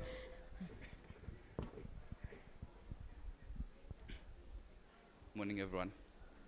My name is Farai. So just one question for Doctor. Would you say that mindset is linked to your belief system? Okay. Mindset and belief system, they are very much linked. When you talk of the mind, there are 2 parts. You have the conscious mind, which has got the 5 senses that we often talk about. But you also have the subconscious mind. Beliefs reside in the subconscious mind. And something becomes a belief because of repetition. I think we need to know about that. What you call spaced repetition. That's why when you are advertising, Coca-Cola makes sure that every day you see a Coca-Cola brand somewhere. By the time you get into the supermarket, you are no longer buying the Coca-Cola in the fridge, you are buying the one which is in you. Because it has been internalized, it's already in your subconscious mind. So repetition is very powerful. That's why when people continue to say things repetitively, shakadakwa, shakadakwa, before we think of it, in people's subconscious mind, shakadakwa. And as you speak in a meeting, you say all your beautiful dreams and so forth. Someone is looking at you in their subconscious mind, shakadakwa. And they do what we call the meeting outside the meeting. Soon after your meeting and you have resolved things and everything, the real meeting begins outside the meeting. They say, what do you think about what you are saying? And they laugh, and that becomes the real meeting outside the meeting, which is coming from a belief system in the subconscious mind. So when we are talking of mindset shift, we are talking of reconfiguring the subconscious mind. Okay, we'll have 2 last questions. Thank you for the insightful presentation. My question is on individuals who are working within toxic environments and they want to champion change. Yeah. There are times where, as employees, you see that there are certain gaps in or certain missed opportunities by leadership. And you might also be wary of the fact that if you raise these issues, you then become potentially, ostracized, right? So my question to you then is, how would you encourage subordinates in large organizations in bringing forth these ideas? I know it's a cultural thing, but from a framework perspective, how would you see that happening in a sustainable way, where the leadership is not necessarily acknowledging that they might have shortcomings here and there? How would a subordinate communicate that to leadership in a healthy and sustainable way? I think that's a very interesting one. Sorry, Doc, before you answer, just a quick one. Please scan the QR code as he's answering and give us your feedback. Go ahead. Sure, thanks, Candice. That's a very interesting one. I would say the first point I would make on that one is when you are in such a toxic environment, I think the first big issue you have to deal with is just your own survival in terms of making sure that this thing doesn't rub off on you. Because one of the challenges of toxic environments, which are characterized by so much negativity, is that before you think of it, it can actually also affect you. And you can actually also become part of the problem, where the negative thinking, the toxicity is also part of your own thinking. So I think you just elevating yourself above the toxic environment is key. Number 2, you need to check and gauge whether the leadership is ready to receive feedback. Is there a feedback culture within the organization? Because if there isn't, in Shona we have this thing called mafira kureva. When you miscalculate and you say things to the leadership which is not ready, and yet they have the power and the authority, urukubata waya magets, and unofira kureva. So you need a lot of wisdom to know, because sometimes you might have to just keep things to yourself, and unless there is a readiness, But also you may have to just check, there could just be certain pockets within the same environment of those who are open. I think you may just have to exercise your influence within those pockets as well. And who knows, one day there can be a shift. But normally, culture shift, mind shift, starts at the top. That's why you find if at the top there is toxicity and negativity, you are in trouble. Because it cascades down and it flows down the system. Thank you very much. Please give Doc a round of applause. Thank you for that very enlightening session, Doc. We appreciate you. Thank you very much. Now, DHL Global Forwarding is the bulk service from DHL, and DHL Global Forwarding does your bigger consignments. So this is from 100 kgs going up, and this is all transport modes. So express is primarily going to be air freight, whereas global forwarding is all your transport modes. So that is air freight, sea freight, road freight, and customs clearance. So I just wanted to make sure everyone understands the differentiation, and also to qualify myself to speak on the topic that I will be discussing today, because perhaps if we're talking about courier and parcels, it wouldn't then tie into the topic that I have today. So the topic that I was given is one that my industry plays a pivotal role in, and that is global mindset, harnessing the Africa Continental Free Trade Area and its opportunities. Now, before I start, I like to just set maybe background and context. So perhaps we've all heard about it, but we are not quite clear on what exactly it is. Okay? So at a glance and in summary, it's one of the largest trade agreements by number of countries that are involved, and that is 54 to date. And the aim is to boost intra-Africa trade by reducing or eliminating tariffs and creating a single market. It was established in 2019, so it's been around for about 6 years already. Okay, so it is going through a phased implementation currently. Once it is fully operational, the trade agreement can position Africa and its economies to compete more effectively on the global stage. And that's what we're here to discuss, the global stage, right? It is one of the flagship projects of the African Union. So this is the body that brought the trade agreement to be, and it's part of their development framework for their agenda for 2063. So this means it's a long-term vision. It's not something that is expected to happen overnight. So if we're talking 2063, it means we are still in the very beginning stages of that implementation.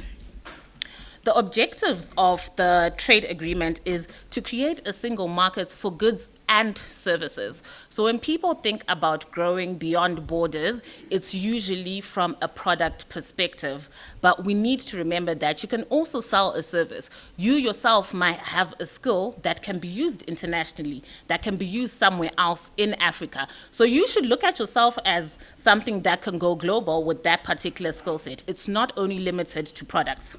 It's also to create a liberalized market for goods and services through multiple rounds of negotiations. And the reason why there'll be the facility for multiple rounds of negotiations is to create fair pricing.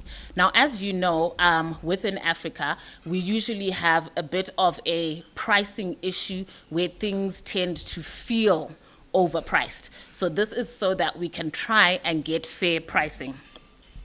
Now, the whole point of this trade agreement is for us to boost intra-Africa trade.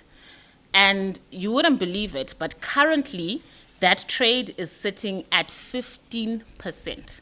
So Africa is trading with other African countries at a level of 15%. So what does this mean, to bring it into context? This means 85% of our trade is going to the global market already. Now, for yourself, when you were young and you needed to present something to people maybe that you're not used to, you would start with your family and maybe sing in front of your family. Maybe vanomboseka, or they'll say you're very good. Then you gain confidence. So the continent is our family. We need to first try and give our products and services within the continent to build ourselves up. Why do we need to do this? That is because if we look at Africa, we have a lot of international companies that have come here to trade and to give us their skill set, their product, what may it be. Now, if we look on the other side, how many organically African countries do we have in their markets? So they are here for a reason. And we need to harness that and take that forward. We need to be able to take our African country-grown skills and products to their markets. We want to be the multinationals that are within Europe, within the Americas. So this is the mindset that we need to harness. Now, how do we get there? Okay, so we've had a lot of discussions today, and we know the hurdles that we have, but let's be honest, we are where we are. We have to come up with the solutions that are going to propel us forward and get past these hurdles, right? So we need to have a strategic vision. Okay, so you need to have a strategic vision so that you are guided as a company as to how you are gonna grow and scale, right? If we think beyond our local markets, we are better equipped to tap into evolving consumer demands and global supply chains. We need to drive innovation. This has been a theme that has been spoken about abundantly today. We need to engage with diverse perspectives and new technologies to solve problems. This means change. We have to embrace change. You will not grow or go forward without embracing change. And lastly, risk mitigation is also necessary when we're looking at a global mindset. This means monitoring and adapting to global trends, be it economic, technological, or societal. This will enhance our resilience. And let's face it, as Zimbabweans, we know a thing or two about resilience, right? So how do we harness this opportunity and take advantage of this trade agreement?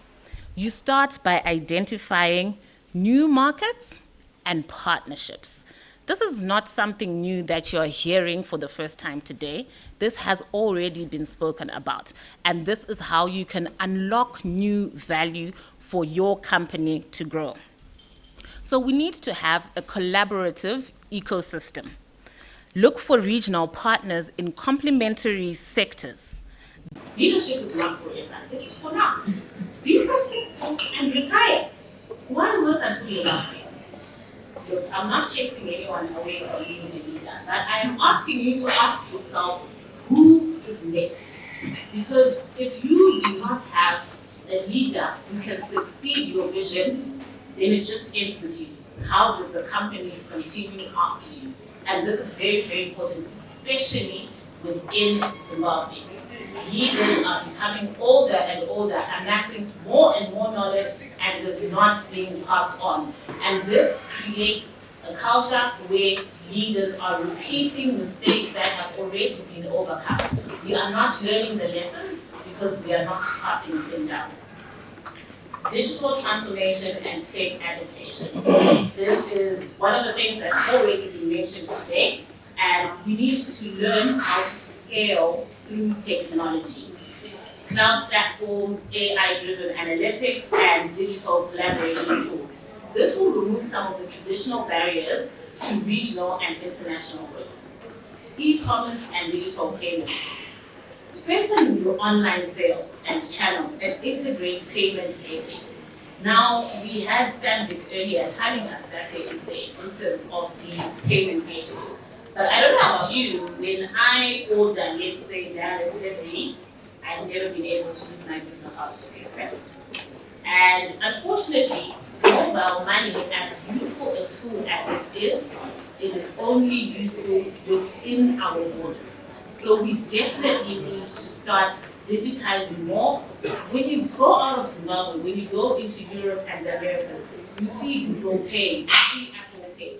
We don't even have the ability to use those because Zimbabwe is not eligible. Zimbabwe must become eligible. We want to be part of this technology. We want to move forward and set ourselves at the same global level as the rest of the world.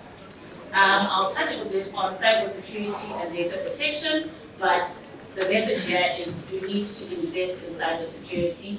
As was mentioned before, people are not sleeping at night, waiting and planning how they can come and penetrate your firewalls and go forth and wipe out your data. We've got ransomware, we've got all sorts that are happening where people are being set back in their business because they could not invest in the proper security. And unfortunately, as with any other technology, you have to keep updating it. If your spyware and your ransomware is being updated on a daily basis, but you are using a virus checker from 3 years ago, what have you really done? So let's stay current. Let's not look at ourselves and think that we're not affected. Now, we need to navigate the regulatory environment better. We need to stay informed. We need to keep track of evolving trade regulations, tariffs, and frameworks under the trade agreement. There is need for transparency and ease of finding information. We must not make it hard or complicated to get information. Furthermore, once you get the information, we must make it clear and concise so that it can be understood. And this speaks to the current environment today, where a middleman is introduced so that they can decipher the information for you. And that's the is where things start to go. Information needs to be readily available and easily understood. I will compel you to think about any product that you might want to export into Zimbabwe. Try and calculate the customs duty in advance. You won't even know if you can afford to bring this product in or not, because this information is not readily at hand. And we need to change this. We need to simplify it. Before we can look at harnessing the opportunities and going global, we need to domestically make sure that we are disseminating information in a way that it can be attained and understood. Policy advocacy. So we need to engage with government, and that's the one thing that CEO Africa Roundtable is always doing on our behalf. And this promotes transparency and streamlined processes. And it also promotes business-friendly environments, which are key for us to grow. For example, if we look at the current monetary policy, specifically the exported foreign currency retention threshold. Now, it makes it a little bit difficult for an exporter to be able to restock if they have to give up a certain percentage of the money that they want. Unfortunately, if you are looking at 30% now, so it has gone up from 25 to 30%, it means you have liquidated 30%. Is your even 30%? Is that 30% going to hold value by the time you are prepared to reorder? It's not about having to jump up and down and reorder before a rate moves. That is not how a business works. You must reorder when your stock mandates that you reorder. And these kind of policies are working against the business environment. So there's a few takeaways that I would say are key perspectives that any leader needs to have, be it for a traditional existing company or for a new startup. And one of them is that you need to be abreast with the global hot topics. And one very big one is sustainability and corporate responsibility. I would say are key. Drive governance excellence. And the solution is already the approach. All right. And one of them is that and something you need to be abreast with the global topics. One very big one is sustainability and corporate. Now you will also please note that Dr. Mugaviri is part of a lot of Now I know when I say this, people are thinking, I'm trying to make profits. I am trying to make ends meet. I have INTT, I have this tax, I have that tax. At the end of the day, if you want to be on the global stage, you're going to have to conform. Sustainability is the key metric that everyone is looking at from beyond our borders. Why is it important? We have to protect our environment. If we don't protect our environment, what of tomorrow? What is the legacy that we have left behind? So it is, for now, a costly way of doing business. However, we may not be in business if we do not look after our environment. So it's something that we need to start incorporating into our ways of working. Because this is what any other global player is also doing. Why not you?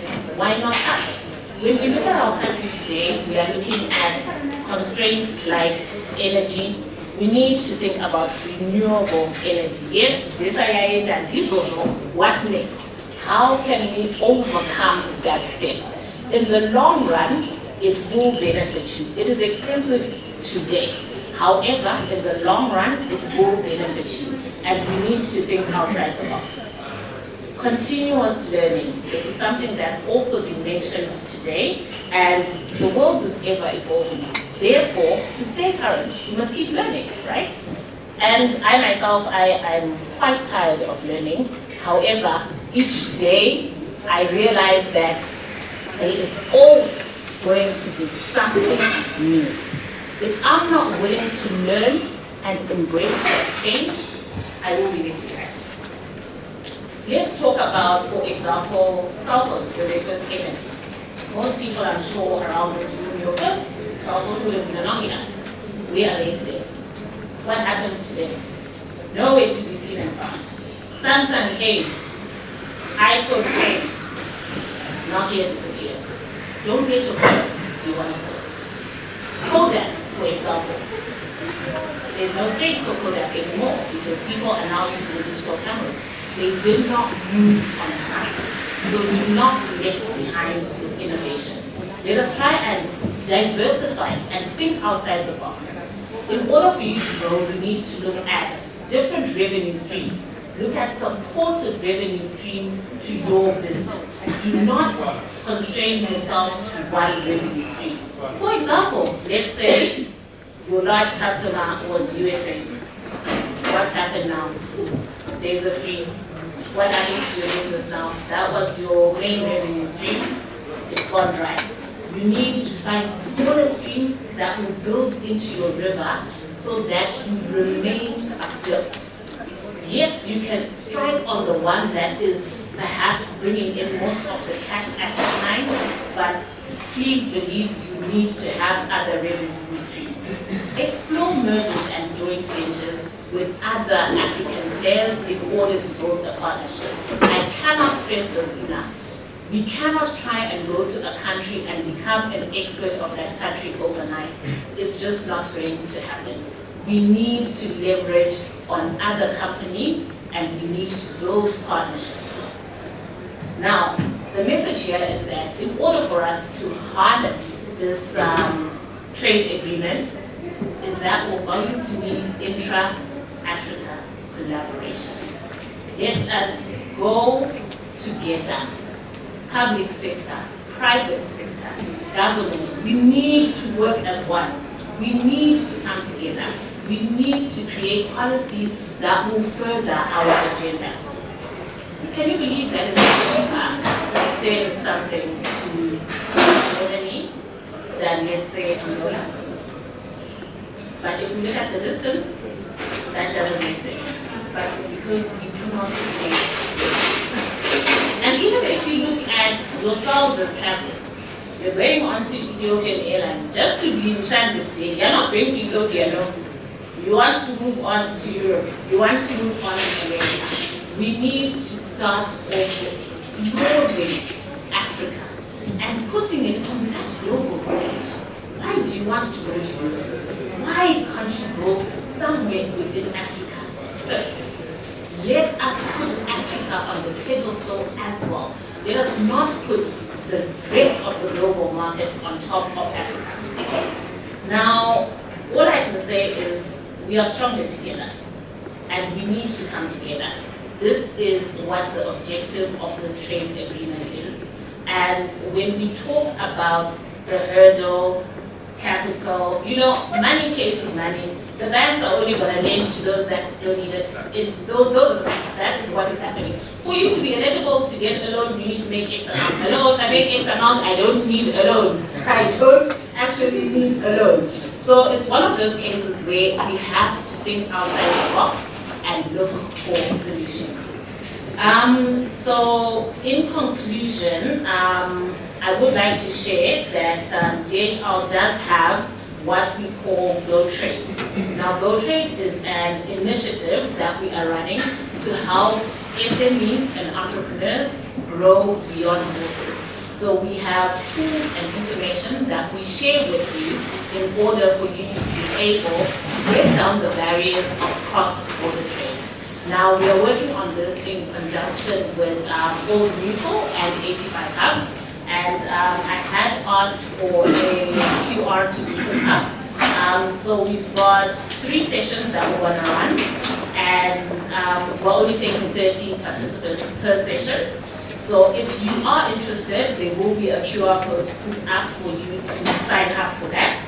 And the first training session is going to be on the 20th and 21st of March. So it is a 2-day session. So we use this as part of our own corporate responsibility, given that we are in logistics and we are all versed in customs and supply chain. We do use that in order to assist SMEs to grow and trade beyond borders.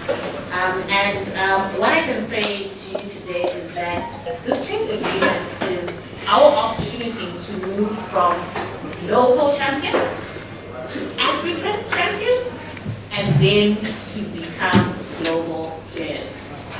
Successful CEOs of tomorrow are those who actively foster cross-cultural collaboration, prioritize continuous innovation, and anticipate global shifts. Change is imminent. Acceptance will be left behind. Thank you very much.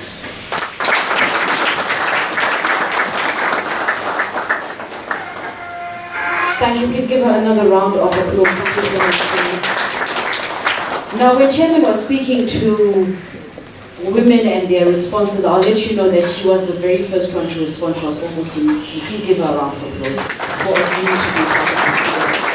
That is the QR code that she was talking about. Please do scan it and be part of that project that they have running. And find out also, you're always looking for partners, aren't you? To kind of, diversify what it is that you guys have to offer in terms of the CSR element. So if you are also thinking that you have an opportunity that can be presented to the youth in partnership with DHL, it may be worth talking about a bit later on. We will also put up the QR code for feedback on Tine's presentation. There were a lot of interesting tidbits there. Of course, the goal being to grow from local giants to African giants to global and maintain giants. Wherever it is we go, let us make sure that we are aiming to leave our footprint loud and proud as Africans. Now, please do scan that and give us your feedback. Now, we are going to head into a panel discussion, and this discussion is going to be 30 minutes. Our moderator for this one is going to be Dr. Sidney Mkono-Ishuro. Please could we welcome him to the podium as he takes over. His panelists on this one are...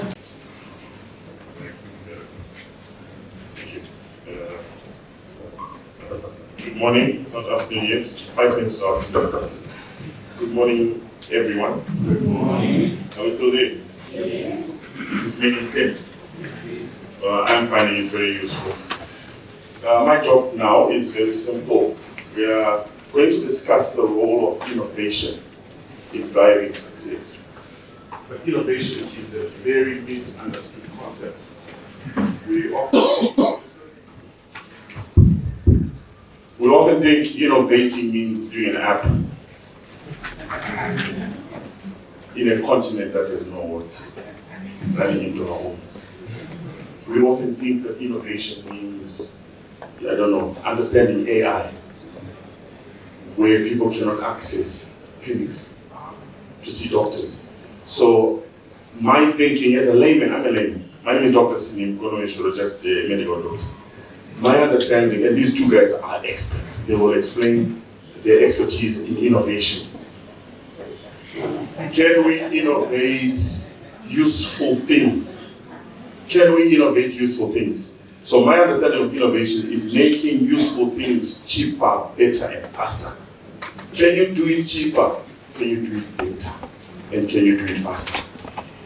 One of, and I don't know if Dr. Mugayi is still here, but I think it becomes then a mindset issue. I'll give you 2 quick examples, then I'll hand over to my panelists. Number 1, if you deliver a baby anywhere in the world, there is a tool we use as doctors called the patogram. I said anywhere in the world, even Johns Hopkins in the United States of America. the patogram was developed at Harare Hospital. Oh, yeah. The patogram was developed at Harare Hospital. The same corridors, the same patients, the same beds. 2 white doctors developed a tool that is now used globally. I work at Harare Hospital. Why am I and my colleagues not also innovating something like the patogram? That is the question we need to answer. Is it a policy question? Is it an education question? It's the same hospital, same goal. And the last example, of course, that I like to give, which is one of my favorite business stories, is DHL. DHL was formed only in 1963. Now they do $90 billion worth of revenue per year. 3 friends. DHL are initials of 3 friends. We're moving around parcels. Probably the only company that has been to almost every single country on the continent. How do you, in one lifetime, create an organization so big? So, this is Mr. Mugayi. I will hand over to him to introduce himself, tell us what his inclination towards this topic is, and then you hand over to Audrey. Thank you, Doc. Good morning, everyone. I can't hear you. Good morning, everyone. Good morning. So, at this stage, it's introductions. Providence Mugayi is my name. I'm the group COO for a company called Golden Knot. If you look around here, you are going to see Golden Knot Holdings, and it's a lot, I think, around here. There's Aliptande, the CEO Africa, Roundtable, there's Golden Knot. So I work for Golden Knot, and Golden Knot is a very innovative company that has done a lot. I'll talk more about it later, but at this stage, it's just about introducing myself. I also worked for Econet for a long time, and in Econet, I'm proud of this part. I was on the innovative part of Econet. The Econet Business Solutions. The more reason Nyamuda then said to me, come work with me, and also innovated Aliptande, and after that, I then moved to Golden Knot. So I think that's a summary of who I am. I'll talk more about innovation. Thank you. Thank you very much. Awesome. Thank you so much. Good afternoon, everyone. It's such a pleasure to be here with you and to be back again to the CEO Africa Roundtable. Just last year, I was invited as a speaker to the CEO Africa Annual Roundtable to talk about everything artificial intelligence and what is the role of AI in driving Africa's success. And today, to be here to speak about the role of innovation in driving success and it being a part, it being at the core of the work that we drive at the organization that I represent is really, really critical. So thank you so much for having me. My name is Audrey Simbiso Chidawanyika. I am a girl from Mutasa, but now the African wildfire. So this is really important to me because mine is such a great story. I am a global educator on innovation, skills, and enterprise development, having worked within over 20 countries driving innovation, skills development, and enterprise development. I'm also a startups and MSMEs growth strategist, having worked with over 15,000 startups and innovators across Africa and the globe to grow and scale them into the enterprises that we want to see. Apart from that, I work as the Chief of Staff to the Executive Director at AfriLabs. So AfriLabs is a Pan-African community of over 500 innovation hubs across 53 African countries. We drive our policy work up to grassroots innovation, implementation for our community hubs or member hubs in driving innovation, technology, and entrepreneurship. So our work really is to be able to capacitate innovation hubs. So Zimbabwe is a part of AfriLabs. We have hubs that are affiliated to AfriLabs. And our work is to capacitate them, is to advocate for innovation-friendly policies that allow for innovation to thrive in Africa. Thank you. Thank you very much. Impressed? Yes? So yes, thank you very much, guys. So the way we're going to take this, I'm just going to ask them 2 questions, then we'll throw it to the floor. So one of the questions we want to ask, so I was saying to them earlier, whenever we have this sort of discussion, there's certain words that just fly over our heads. innovation-friendly policy. What does that mean? So we want them to explain. And Ina said I'm a basic person. What I want to know is, after this conversation, are we going to make useful products that our people can use? So I'm going to start with Mr. Mugayi and say, can you give us examples where you have been involved at a personal level with innovation in the companies you've worked and the current place that you're at? Okay, thank you. That's a good question. Allow me to start with Econet, where I was for 13 years. Econet, the B2B part of it right now, I think most of you in the market, you know about SmartBiz. We worked on that, we're calling it WTTX. Basically, innovation, to me, if I can just touch on that, is looking at an opportunity in the market, looking at the complaints coming from the market, looking at what people are crying for. You know, it's a mindset that makes you spot where the gap is. So on that one, as we're working on it, we launched machine-to-machine solutions, which were previously called telemetry, and then we also launched system integrations. I come from a commercial background, but I was turned into a technical person because of that role, and up to now, I call myself a commercial cum technical person. So with that, allow me also to jump straight into what I'm doing currently and where I'm involved. So Golden Knot Holdings is a diversified conglomerate which is very innovative. We are the first to bring a lawyer for $6 a month. I think most of you saw that trending a few months ago where the market was saying a lawyer is now cheap, $6 a month. It's been around for the last 20 years. So it was a gap that was seen in the market and closed. Allow me to introduce the person who worked on it. Mrs. Pondo, she's my boss, if you can kindly stand up. She's the group CEO. So that was an innovation done 20 years ago, and up to now is still running. Just to give you the picture, if you look at the Law Society, that time there were 53 registered lawyers. Right now there are over 2,000 lawyers. We created jobs for the lawyers. We are still creating more jobs for the lawyers, just for $6 a month. So that's what we are doing. If you want a lawyer, just $6, that was one innovative thinking that was done. Secondly, we also innovated in terms of corporate packages. I know most people who are here are CEOs. Let me tell you this, if you are a CEO, a COO, or any top executive, you can be fired anytime. Anytime you can be fired. Just one wrong mistake, you're gone. CEOs, do you agree with me? Let's make it interactive. Do you agree with me? Some of you think you are permanent, you're not permanent. You need a lawyer. You need to pay a cover for yourself. Just $51, you can get a cover of $4,000 for yourself. And you hire the most vicious lawyer in case they want to fire you. So we do that and we assist you to do that. And I know you guys, you need that, you can be fired. And then on the corporate packages, we also have, most companies, they've got a company secretary. Most companies, they also think of having a lawyer coming to be employed. But if you look at the salary that you can pay that lawyer, if he's a good lawyer, if you are an SME or a young CEO running a small corporate, you might struggle to get that. So we have been innovative. We have a product that we call a corporate package. With a corporate package from $50 going up to $500, there are different covers that we have. If I can just touch on one, with $500, for example, for the CEOs who are here, we can cover your corporate for $500 a month. We can cover your corporate for $20,000. I'm sure that Uganda would want that.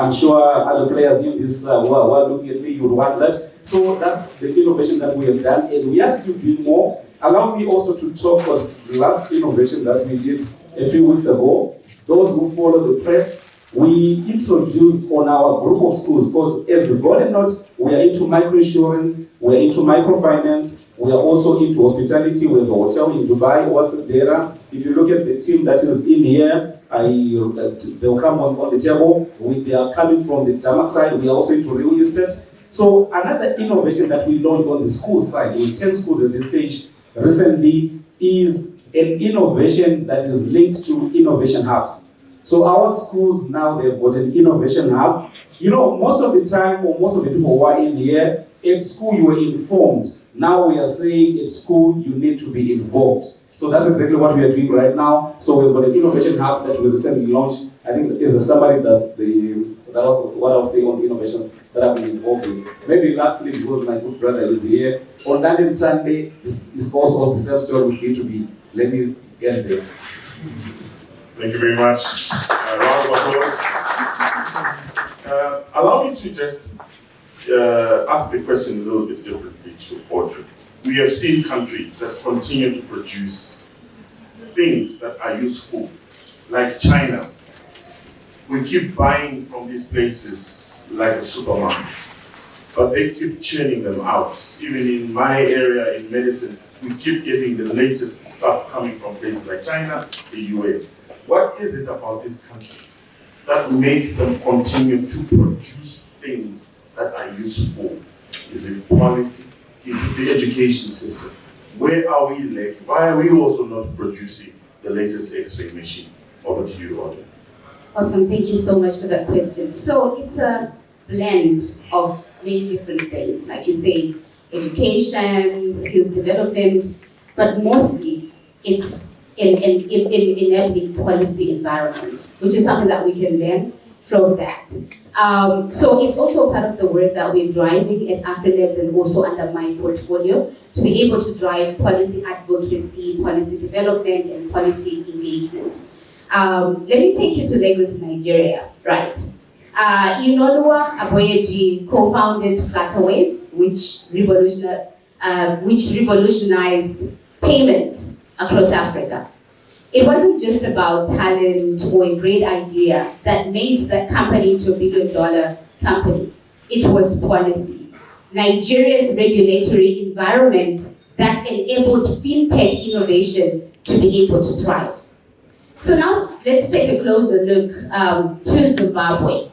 We do have the talent. I've worked in the startup ecosystem with different innovators through various programs here in Zimbabwe, UNICEF Generation Unlimited, Boost Enactors, as a facilitator on design thinking, being at the center of nurturing these innovations, right? So we do have the talent, we do have the ideas, we do have the enterprises. But is our policy environment really nurturing our businesses to be able to scale at that level, like at the level of Flutterwave, right? So in AfriLabs, we've really seen what the power of policy can do to businesses in environments where we have advocated for policies and they've been adopted. And we have also seen what the absence of an enabling environment in terms of policy can do to businesses. So that's what sets us apart from countries that are making it and countries that are lagging behind. So being able to look at, okay, what do we have to do to drive innovation? What do we have to do as a country for startup and SME regulation, ease of doing business, data protection? We're talking about AI and future technologies. Being intentional about developing processes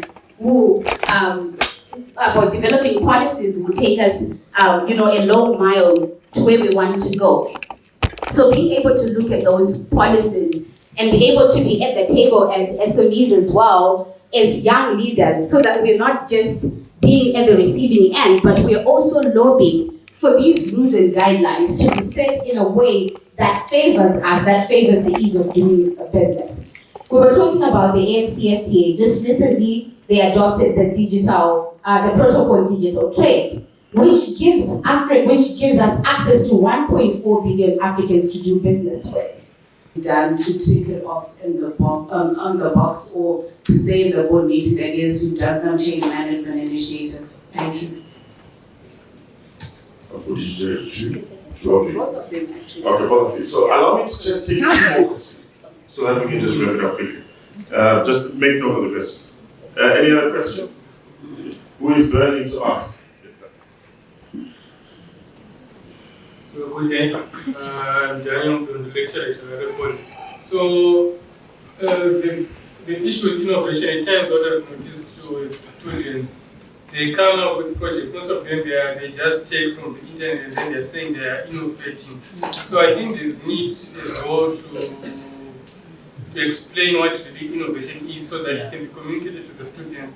So, and as well, companies as well to also present the challenges they are facing so that students can actually solve problems instead of just replicating what's already there.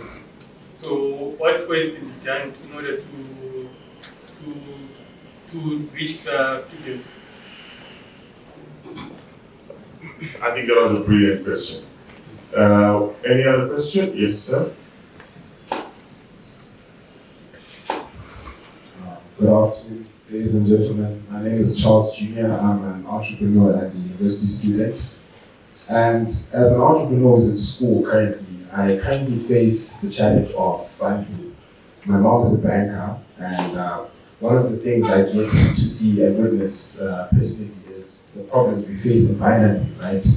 So you might find that we've got all these ideas and innovative things that we want to put in place to battle things like the challenges of electricity and the likes, because there's a project I'm trying to work on currently on solar power for homes.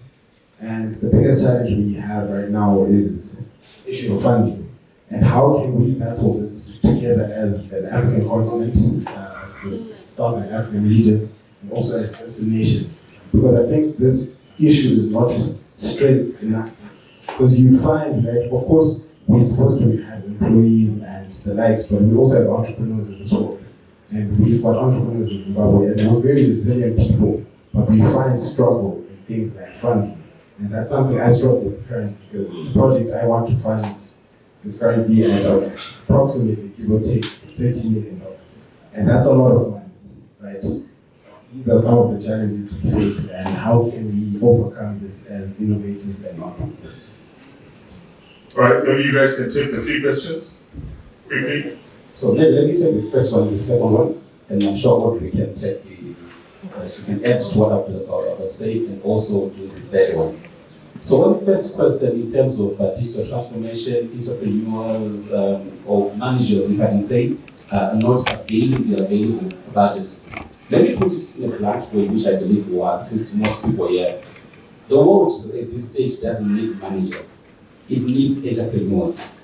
So if someone is saying, I'm learning on management myself, I'm always shocked, what are you learning about, right? Because the world needs entrepreneurs. If you're an entrepreneur in any country, especially Zimbabwe, you need to be a leader, you need to lead as an entrepreneur. If you have leaders or CEOs, COOs who are not entrepreneurs and they're just managers, they will think the way you're talking about. So the world doesn't need that at this stage. It's now past the stage where we just have managers. Just to give an example, if you look at Coca-Cola that was given us earlier on, they spoke about localization, which is thinking global but acting local.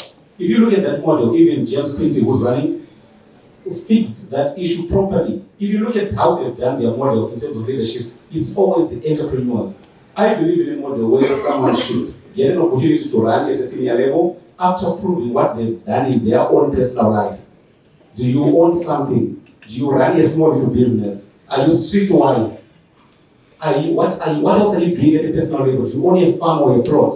So if you have that type of thinking, it's easy for you to solve the problem. So my answer would be, you need entrepreneurs, not managers. Then on the second question, I'm sure it's linked to this one. Allow me just to touch a bit on it. The second question, I believe, again, I'll go back to globalization. I think that's what I'll do as a summary. You need to think global, act local. So for entrepreneurship and innovation to be done properly, that's exactly how I would answer that. Maybe you can take the Okay, sure. Thank you so much. I can just add on change management. As a design thinking expert, is to be able to speak the language that people understand. So if you want to, introduce change, speak the language that those people understand. Speak to their frustrations, speak to their expectations, and I'm sure they'll be able to take it up.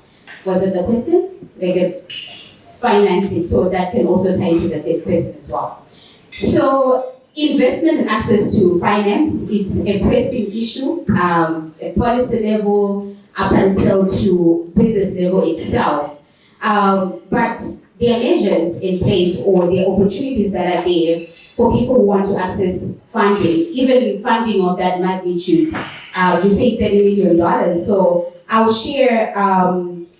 So maybe if you're looking at small capital or investment, you want to look at maybe family and friends, people who are close to you, being able to convince them that your idea works. You want to look at angels that are around you. There are people with money that are willing to fund. What you just need to do is to be able to connect with them, to convince them that your idea is credible, it's bankable.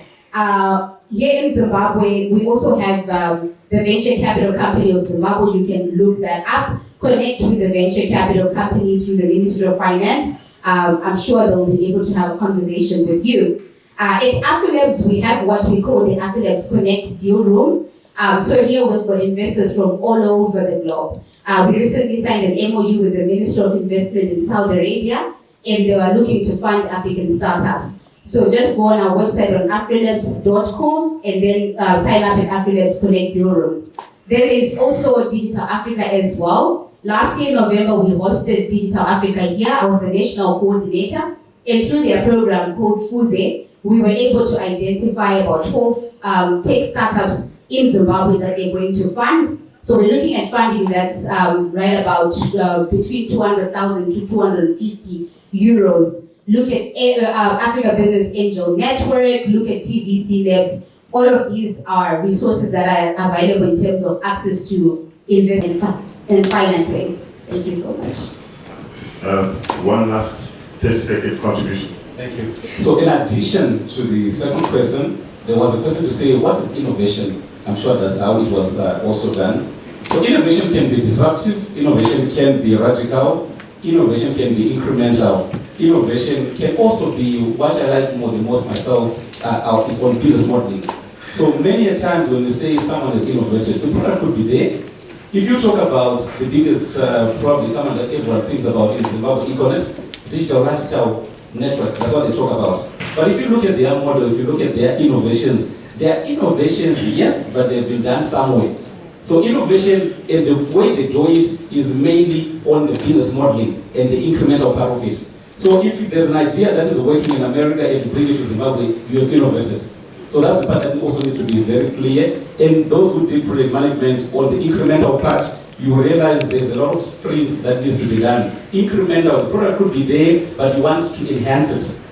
That's an initiative that also makes the innovation work very well. Thank you.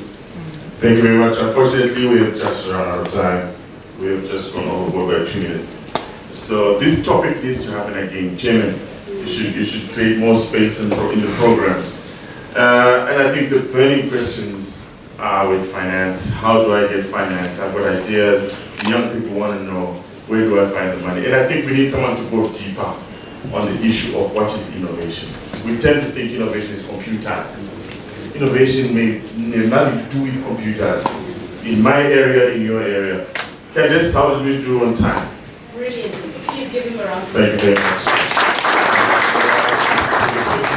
We also have Mr. Ncube, CEO of Ncube, joining that panel. Please give him a round of applause. And completing that panel, we have Mr. Ringisai Runyowa. Please give them another round of applause. Gentlemen, your discussion is 45 minutes. Your time starts now. Valerie, I'll hand over to you. Thank you very much. Afternoon, ladies and gentlemen. My name is Hilary Musa. I am a practicing attorney, and it's surprising that it appears to be very few lawyers in the room. We tend to like attention very much. I'm surprised that it appears to be just me in practice. No. And I see a couple of hands right now. Of all the topics we had today, I think this particular topic speaks to the target market, as it were, for this forum, which is the young citizen. They say that an old man sees sitting down what a young man cannot see standing. And this doesn't speak to the age of my panel, but it only speaks to the level of experience that they have. So we are going to be tapping into their minds, tapping into their experience, getting to know some of the tips and tricks that they are using in their organizations to navigate the economic environment we're operating in. So if I may introduce my panel, starting with Mr. Nyakudya, I'll allow them to introduce themselves and then we'll pick it up with it. Good afternoon. I go by the name Ringisai. I'm the founder and Group Chief Executive Officer of Probfix Holdings. Probfix Holdings, yes, Probfix Properties, Probfix Financial Services, Probfix Broad Change. We are, I would say, we are financiers. I set a goal, an ambitious goal, that when I turn 30, I'm going to be an entrepreneur, which goal I achieved some 3 years ago. Thank you. I think he's told us that he's now 33. Okay, good afternoon, colleagues. I'm Ncube. I'm the CEO of Ncube. We are one of the 3 largest internet access providers in Zimbabwe, and we've got operations in Botswana, and Namibia, and Malawi outside of Zimbabwe.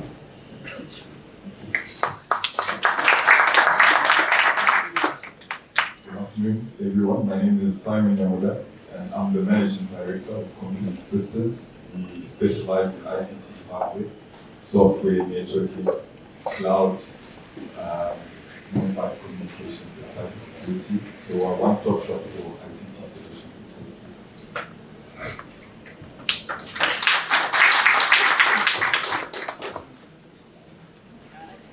Welcome, everyone. My name is Vimbayi Nyakudya.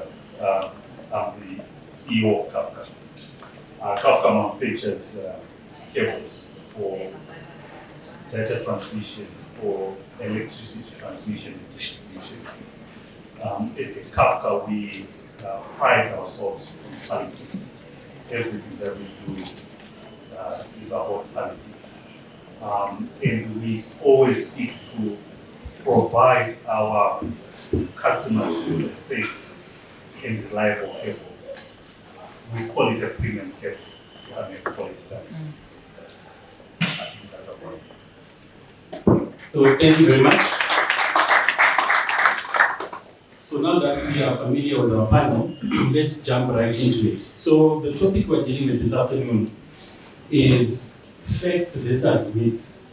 And to me, this topic speaks specifically to young entrepreneurs, young CEOs, who might not have the knowledge or wherewithal to deal with certain aspects or certain issues that arise in conducting business in this economy.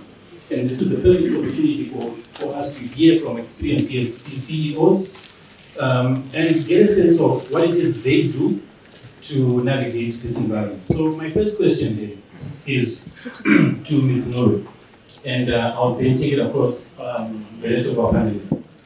What are the misconceptions that young entrepreneurs tend to have when approaching business generally in your experience? Thanks, Musa. I think one of the main perceptions that we see in the market is some entrepreneurs, they want to wait for a perfect environment for them to start or run a business. And guess what? There has never been a perfect environment to start any business. And I will be very specific to a Zimbabwean environment. So if you look at the life of our country, we've been in a VUCA environment since 1965. We had 15 years of a war. We had 6-7 years of Kubraundu. We had 5 years of ESAP. We had the Black Friday on the 14th of November 1997, when we gave the war vets $4.2 billion Zimbabwean dollars, and our currency crashed by 74%. We had the land reforms. We had sanctions. We had a very colorful Reserve Bank governor at the turn of the century. And we know what happened during that time. So I think if you're going to be an entrepreneur and you want to start a business, you've got to start where you are. The environment is never going to be perfect. You've got to be able to navigate it. So that perception is something that actually holds people back. They wait for a perfect environment to start, and that never happens.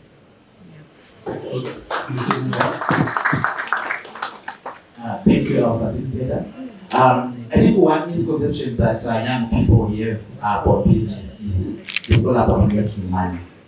I think our first keynote speaker spoke about money. I would like to differ with that notion. that business is not all about money. It's about making an impact. If you get into business with the idea or the misconception that I'm going to make money, alas, you'll be disappointed.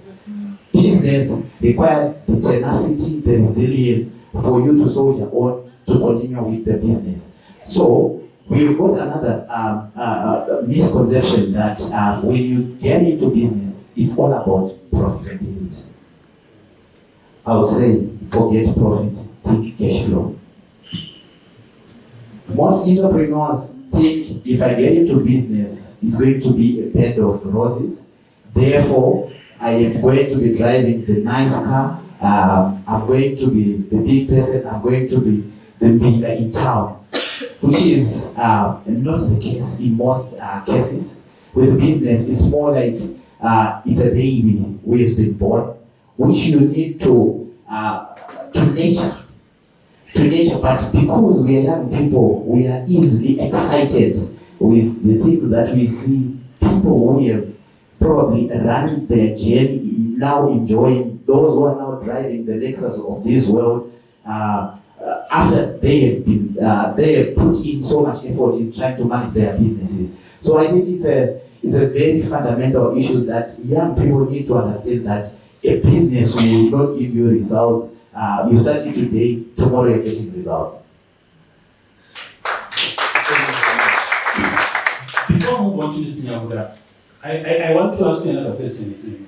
You said, forget about profitability, concentrate on cash flow. What do you mean when you say that? That's very right. Okay, so we all want profit in business. Quite critical for any business to sustain.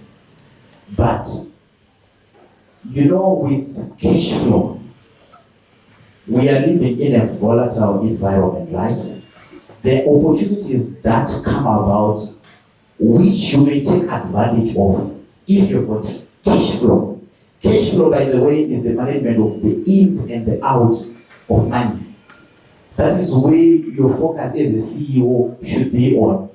That means if you've got debtors on your book, you are working tirelessly to make sure that those people pay you back before you run into challenges. Because you might have profit, which is profit on paper. So you really need to have cash so that when opportunities present themselves, for example, when you are starting a business, you've got probably one idea that you are so much into, for example, the microfinance business. But I would also like to suggest that when you start a business, it's just one area. Then the next is to establish other opportunities which you can then scale up. So you find an opportunity in another sector. For example, we pivoted our business from microfinance now into properties, probably to end our balance sheet, probably to just wait for that rainy day. We are living in a volatile environment, current uncertainties. So you need to be prepared. So that's why I believe cash flow is the key to success in business. Okay, very insightful. And you can be asset rich but cash poor, meaning that there are opportunities that will pass you by because you don't have the revenue, the finances to invest into those efforts. So thank you for those insights. Thank you. I'll echo what the former speaker said. I think one of the greatest misconceptions is that business is easy. It's not easy to be in business, and it requires grit, it requires an enormous amount of determination in order for you to excel and in order for you to succeed. The other thing is, when you start, just start with what you have and where you are. No matter the amount that you're starting with. When we look at a lot of great entrepreneurs, we look at Bill Gates, he started in his parents' garage. You look at Michael Dell, who founded Dell. He founded it within his dorm room. And the amounts that they used for capital, you'll find that it was 500 or less United States dollars. So there's not going to be a perfect environment where you're going to say, I'm going to get 10 million, I'm going to get 30 million. Start with what you have and where you are, and start to build and grow from it. I think the other unfortunate thing within our environment is a lot of the people who have been peddled as successful within the nation of Zimbabwe due to social media have created the perception of microwave success. There's no overnight success story, because how you obtain is how you maintain. So forget about what you're seeing on social media. Get your hands dirty, work hard. It's not easy, but it's an uphill task, and the decline will come. So just press in on the uphill, the decline will come, and be disciplined. I think it takes enormous discipline. The CEO of Stanbic was just sharing that they had that fund for the youth. They gave out 10 million, only 60, and 60% were non-performing loans. So I think it's another thing about discipline. Differentiate between revenue and what's profit. Pay yourself a salary. Company money is not your money. So I think this is just some of the diligence that's required, even for the young people who are going to this. No, thank you for that. You know, as a young entrepreneur, the temptation is whenever a bit of cash comes into the business, you're like, you know what, I've got rent to pay, I've got a car to fuel, I've got fees to pay. But the realization that that money is not your money until the company pays you a salary is very, very important. And I think a lot of young entrepreneurs miss that point. Company. I see until the company pays you a salary. So I guess Mr. Nyanhongo is speaking to structuring your affairs such that the business remains the business and you profit from the business after revenues and expenses and so on have been deducted. Mr. Nyanhongo. Thank you. So, in terms of misconceptions, they've been covered parallel by my colleagues here. But what I thought of in the process whilst they were speaking is that, we take being in business as something that you can be streetwise about and fetch you can win. But it's always the case. There's need for hard work. There's need for a CEO to perfect the product, to perfect the vision. I think one of the first speakers spoke about the vision. So if you've got a vision, normally it's a broad statement, but there are things that then come along the way. The rainy days, things that then muddies the waters. And those things, normally, if you are not fixed on a vision, you are likely to fall by the wayside. If you are just doing feja, you are likely to fall by the wayside. So there is need for a lot of work, a lot of hard work. I've known a few people who have done well without putting in the work. Most people that who are successful, whether it's in business, whether it's in sport, they have had to start at an early age. They have had to burn the midnight oil. They have had to be the hardest working people in the room. And secondly, I think one of the misconceptions is that once you are in a position where things are working for you, as CEO, probably you have won a few customers, you've converted a few hits, then you feel the power, the strength. So one of the misconceptions that we normally make is that people who generally like things follow you without much effort. Usually, at that moment, that's when you are the most vulnerable. That's when you need to realize that you need to rethink, recalibrate, and reset for the next wave of success. And thank you for that. So just when it seems like things are going to go right for you, that's when you need to work harder, basically. So I want to shift our attention to a more existential question now. And the myth that is perpetuated in business is that you need to have a mentor. You find that a lot of young entrepreneurs take a lot of their knowledge from what they read on the internet, what they read in books, self-help books, and motivation books and the likes. So my question to you is it a critical thing for a young entrepreneur to have a mentor? Because this is a trope, as it were, in these self-help books, in all of the information that you find online. You need to understudy someone so that you perfect your craft. In your experience, is that a viable thing to do? I'll start with Mr. Runyowa. Seems I'm the lucky one. Indeed, mentors play a great role in shaping your future as an entrepreneur. Because if you have got a mentor, you are essentially trying to avoid the mistakes that they made when they were moving in the direction of business probably that you're trying to have. And like the key issue is business is not as rosy as most of us who are watching from the terraces think.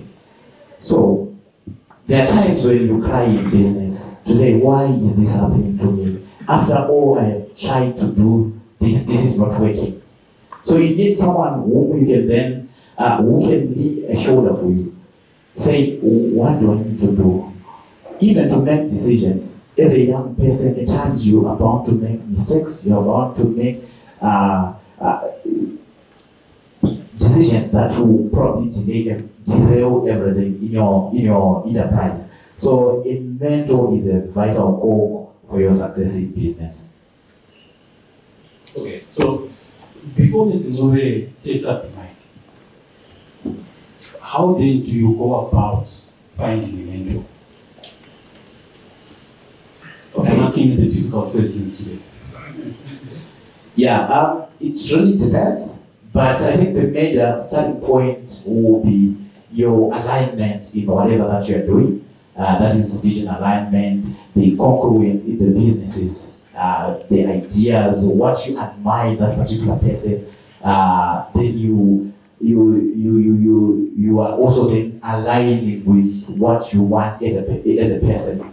For example, we in the financial service sector, corporate governance is one of the key pillars that will ensure our successes. So you are looking for someone who has walked the road and who has got integrity, that you can then say, I can follow this one as a role model. Okay. Yeah. No, thank you for that. Mr. Ncube. Thanks, Mr. I will speak for the young CEOs who might not be entrepreneurs, but who might actually be upcoming CEOs. And I will speak from experience because I've been an executive for 20 years now in different organizations. It's important to have someone to look up to. I was fortunate to join Delta at a very young age.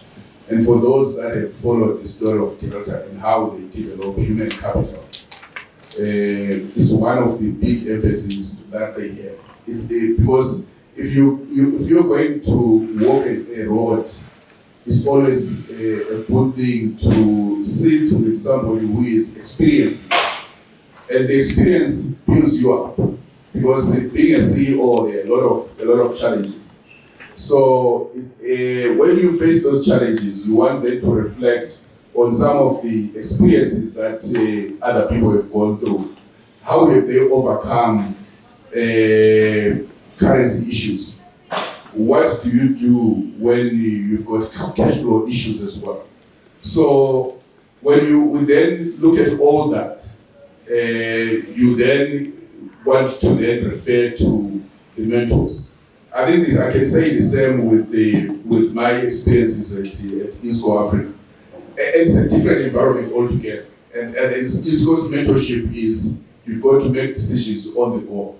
And therefore they teach you a lot of agility. And you want to be able to reflect on the people that have done difficult things and have been agile.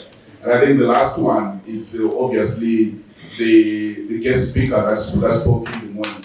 To be able to sit next to a man like Shingai always helps you to build your own character, to build your own personal brand as well, which is a very important thing for leadership. Very insightful. It's imperative to have a mentor, And you can have multiple mentors. In this road of business, when you're leading a business or an organization, you have several blind spots. So it's necessary that you have people around you who you can ask as a sounding board for advice where you have needs or requirements which need that escalation. And that's why organizations have a board of directors. To have people who are seeing things with a different perspective, with a different lens, who can also criticize some of your decisions. So it's a non-negotiable, and you can have mentors in different areas. It could be finance, it could be someone who's in real estate, it could be someone who gives you legal advice. But you need all of those vectors to make all your critical key decisions. You asked about how does a young person go about looking for a mentor. You'll find that most of these mentors probably might not have the bandwidth for the time. So you need to make yourself available. If you find out that Mr. Ncube likes playing golf, say, I'm going to come and caddy with you. And also add value to your mentor. It's not just about drawing. It's also finding how you're also going to add value to your mentor. And I think the other thing is, if you are looking for mentors, find platforms. Can you become a member of the CEO Africa Roundtable? Can you become, if you're into IT, can you be a member of the Computer Society of Zimbabwe? And that's a good sounding board of finding people who are like-minded, who you can learn from and extract value.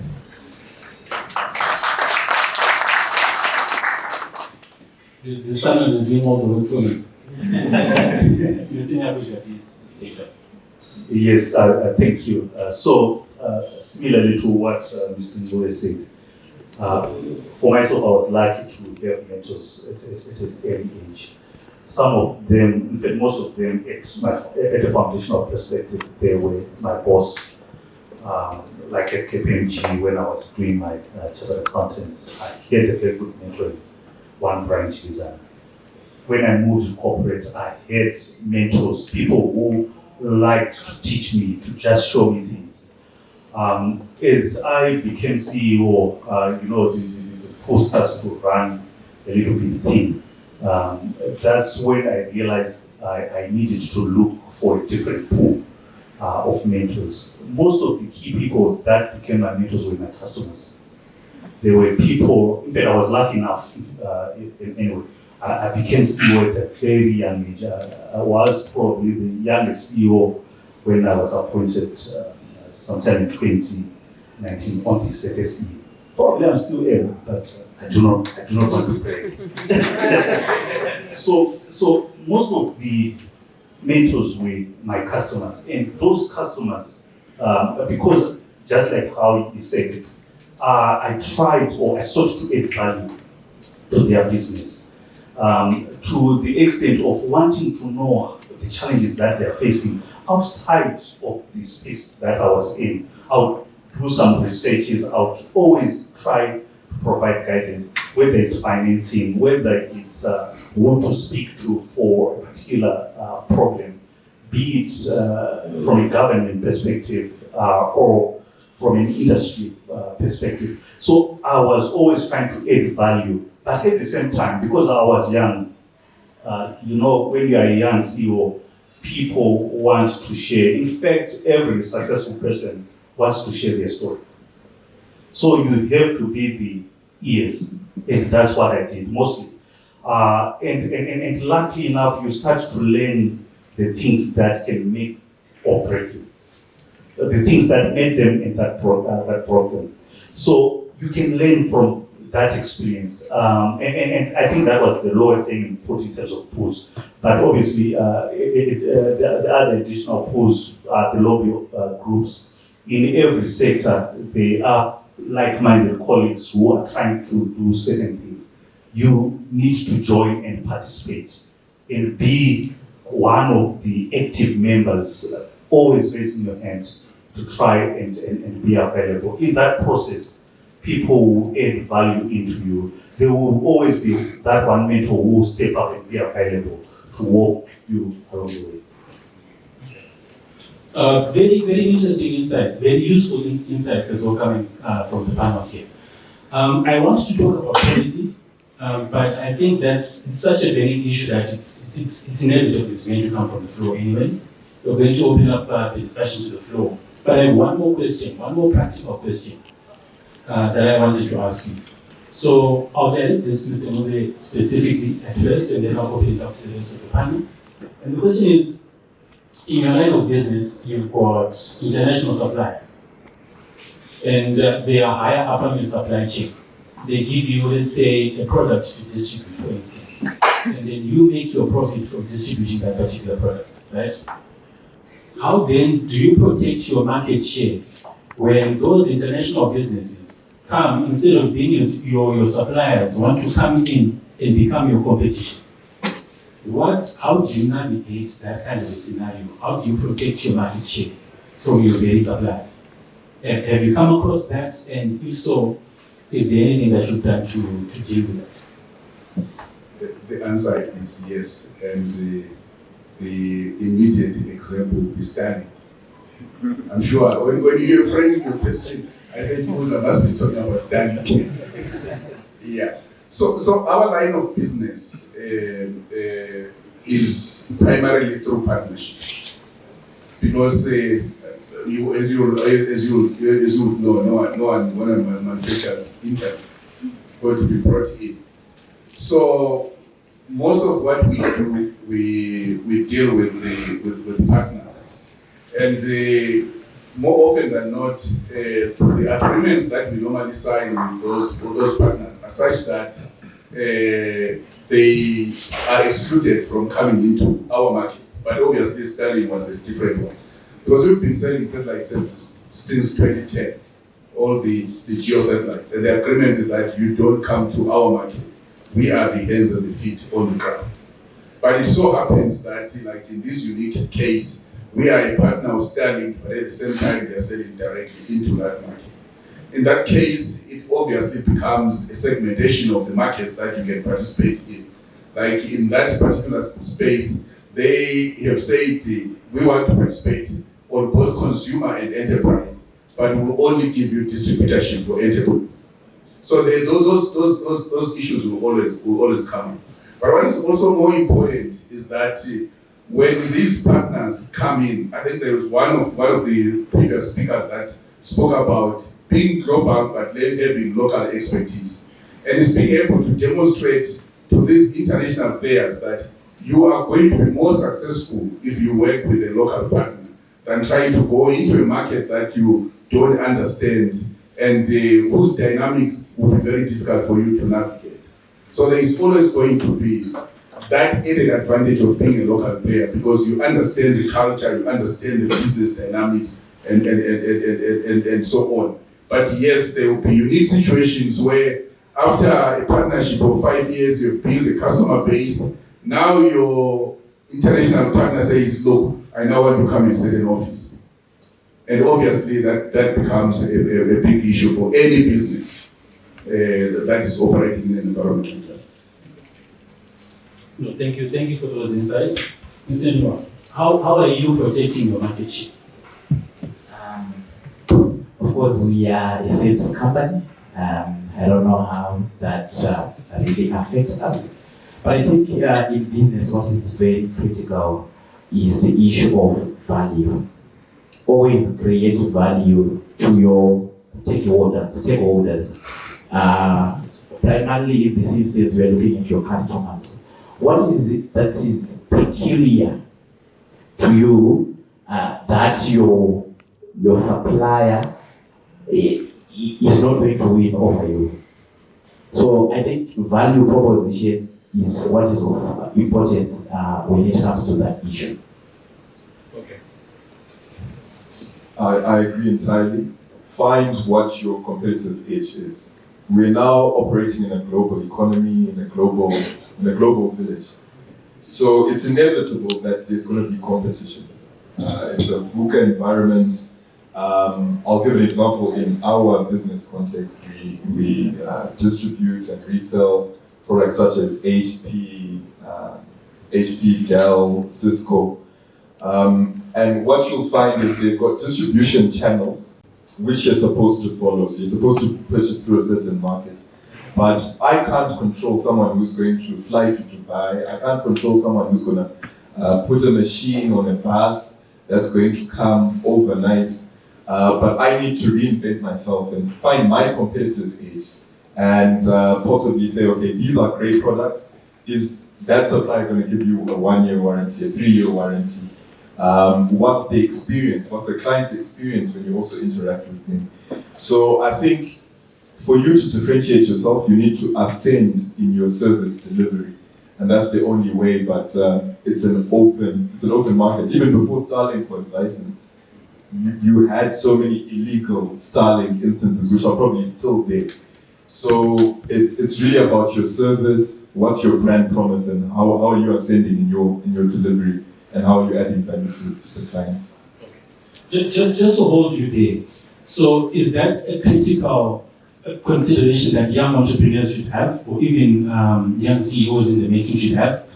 First, structure your business first before you actually go into it. Because a lot of what happens is young people just stumble into businesses and then they create structure from there. So is your advice then to say, sit down, think about it, learn the business, structure yourself, and then go into the market? Yeah, definitely. It's essential for you to research the market before you embark. But I think the other thing, you'll never have a significant amount of research to say you're 100% ready. So have that mentorship, begin and start to get the ball rolling. I think the other thing, James Clear, one of his quotes is, he says, "You do not rise to the level of your goals, you fall to the level of your systems." So as you are building that business and you are growing that business, come up with a compelling case and compelling systems which ring fence your business, and find your sweet spot, your competitive edge. Even from a vision standpoint, people can replicate, but they can't steal the vision. And we even see that with Econet Wireless, that their license took an additional 5 years from when they wanted to start in 1993. But when they got the license, they ascended to be the biggest player. So your vision can't be stolen. And it can't be replicated. So stay true to your vision and stay the course. Excellent. Mr. Nyakudya, before you open it up to the floor. Yes. So what I can share is that you need to know what your product is. I was in a business a year back where we distributed equipment and thereafter provided after-sales for maintenance, the maintenance engineering aspect of it. So with that, there was one particular instance when one of our suppliers actually wanted to then come into the market to do it alone in country. So one of the things that,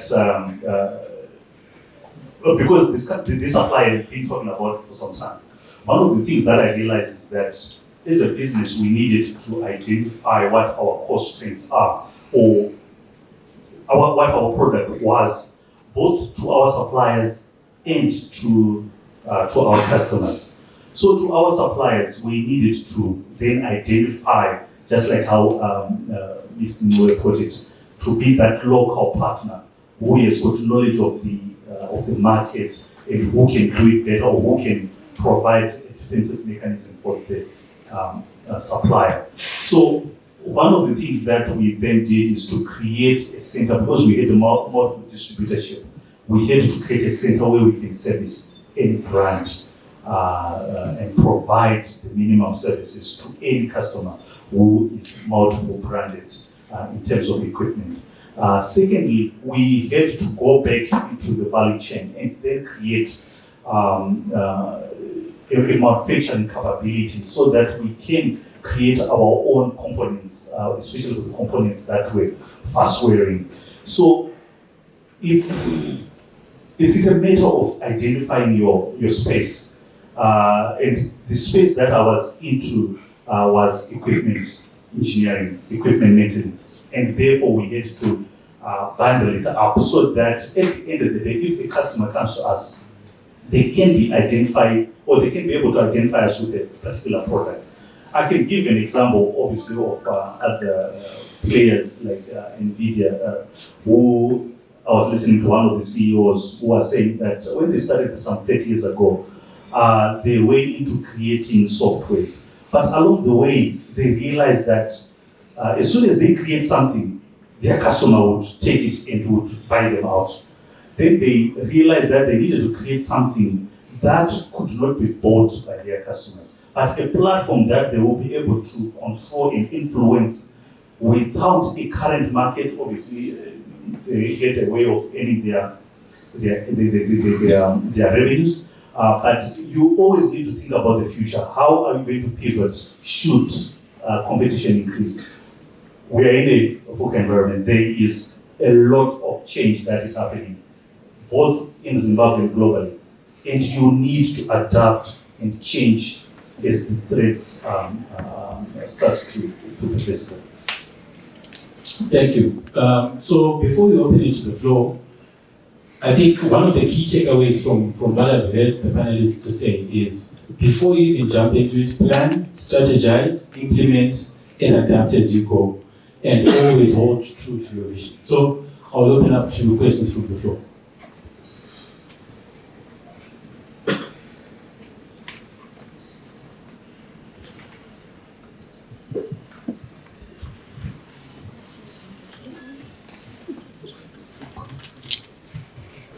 Afternoon to you all. This time is coming to student from Arab Poly. I'm 22. Entrepreneurship is like the engine to the economy, right? Yes, but I would like to ask, what do you have to say on the general education of Zimbabwe in terms of entrepreneurship?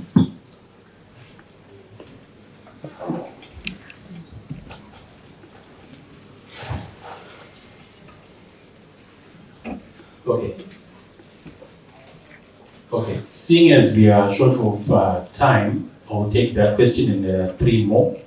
I'll direct this question to Mr. Thank you. So, one thing about entrepreneurship is that it's not a subject that can be taught at school, if I may put it that way. It's about how you obtain your information, how you mold your product as you go. So in terms of the education, I think if I get you right, you are asking if our education is sufficient enough to get us or to build entrepreneurship. So the education that you get on the ground will be more critical. The experience that you get as soon as you have identified your space will be more critical to build yourself as you go. Thank you. I just had the age to respond to this one. Many people, I see them, not even here in Zimbabwe, trying to argue that the educational standards, they are not pro-entrepreneurship. But I would like to say the education that we get is just a basis upon which we can springboard from. It's not bad. I will ask you, where have you used mathematics? You say, I'm working in this ship, so here I'm now using mathematics. Here I'm now using the Pythagoras theorem. So it's how you apply yourself using the information that you were taught. It's just the basic information that you get that will make you literate. But for you to progress well into the genre of entrepreneurship, you need self-development books wherein you are reading other people's stories. How did they do it? When they face the challenges, how did they overcome them? Something like that. So education really is just the basis upon which it's like saying, I'm going to learn about marriage. Some of the things you get to experience them when you get into the marriage. Thank you.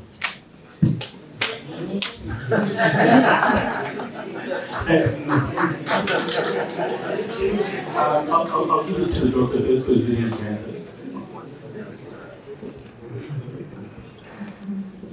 Thank you for the opportunity, and maybe if you allow me, I think We, as a redeemed group of schools, have launched an entrepreneurship module.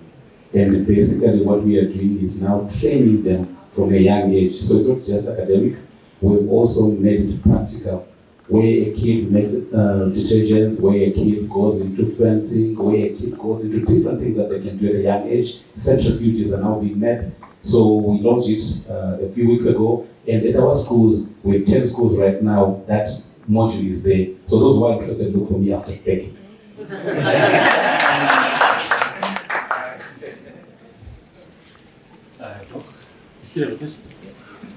My question was simply, how important in the entrepreneurial journey is it to not to say I don't know when you don't know? Because I've been seeing you excellently answer every question thrown at you. How important is it as an entrepreneur to say, I'm not sure, let me look at it, or let me investigate further, or let me ask? How important is it as an entrepreneur? Who's planning to take this question? It's critical. You need to be transparent with yourself to say, this I know, this I don't know. And once you're transparent, you're able to get help. If you feel that you're one center of authority to make all the decisions, usually that's how you fumble and that's how you make mistakes. So now, really looking at CEOs, looking at entrepreneurship, you really need to be curious. And it's one of the quotients which is being spoken about, is what's your curiosity quotient? How curious are you? So always be asking questions, always be seeking to understand where you don't get it. Because sometimes you don't ask the questions and you make assumptions, but assumptions is the lowest level of knowledge. So ask the questions. It could be, I hear there's a willing buyer selling market. Go to your bank and find out, is it possible? Can I get the funds? Because sometimes we get discouraged and you hear, oh, it doesn't work, or it's your particular bank. But sometimes the issues can be isolated to a bank or to their experience. It doesn't mean that's your experience. So for me, for any young CEO, always be asking questions. And always be listening twice as much as you speak. Thank you very much. Thank you, Mr. I just want to add to what he said and the question that the doctor has put to us. I think, Doc, what makes it easy for people to say, I don't know, is the comfort that they have in their own skin. More often than not, when somebody is not confident and they're not comfortable, they'll end up, and I've seen this in my journey of leadership, they'll end up pretending.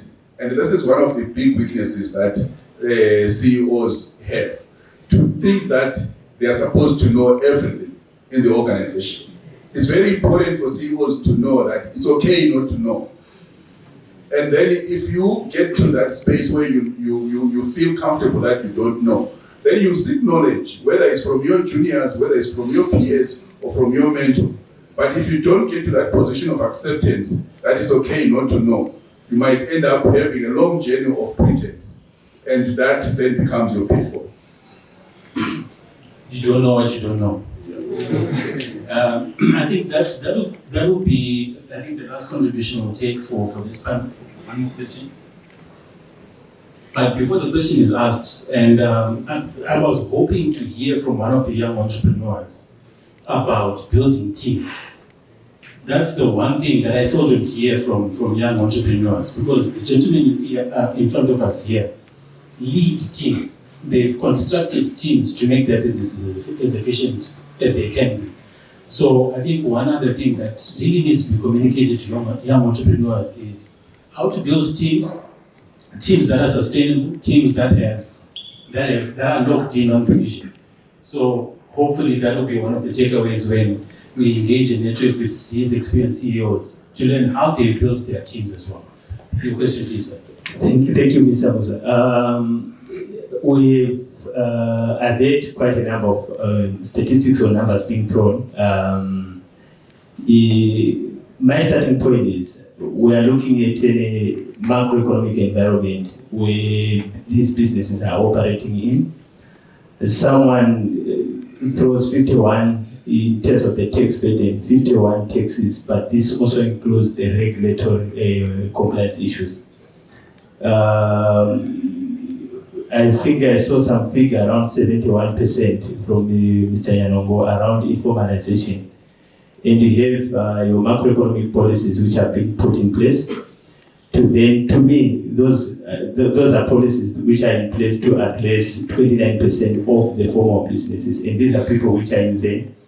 And Dr. Mugayi comes in and says, you guys, you need to be ethical, or you need to maintain the ethical behavior when you're operating as business that is complying with those 51 taxes or the tax burden issues. So my question to our panelists is entrepreneurs, as young CEOs, tell us, how are you navigating the macroeconomic environment? Sometimes we have these policy inconsistencies where today you have this statement, then tomorrow you've got an SI reversing what had been said yesterday. How then do we navigate that as young entrepreneurs? How do we then navigate that as young CEOs in the business? I'm just asking from the general macroeconomic perspective, so that at least we also continue to be relevant, but also being ethical as being advocated. So that's the question that I'm asking our panelists to say, advise us, advise the young CEOs, advise the young entrepreneurs. How then do they navigate the policy framework or the policy landscape that they're operating in? Thank you. Thank you for that. Anyone to take that up?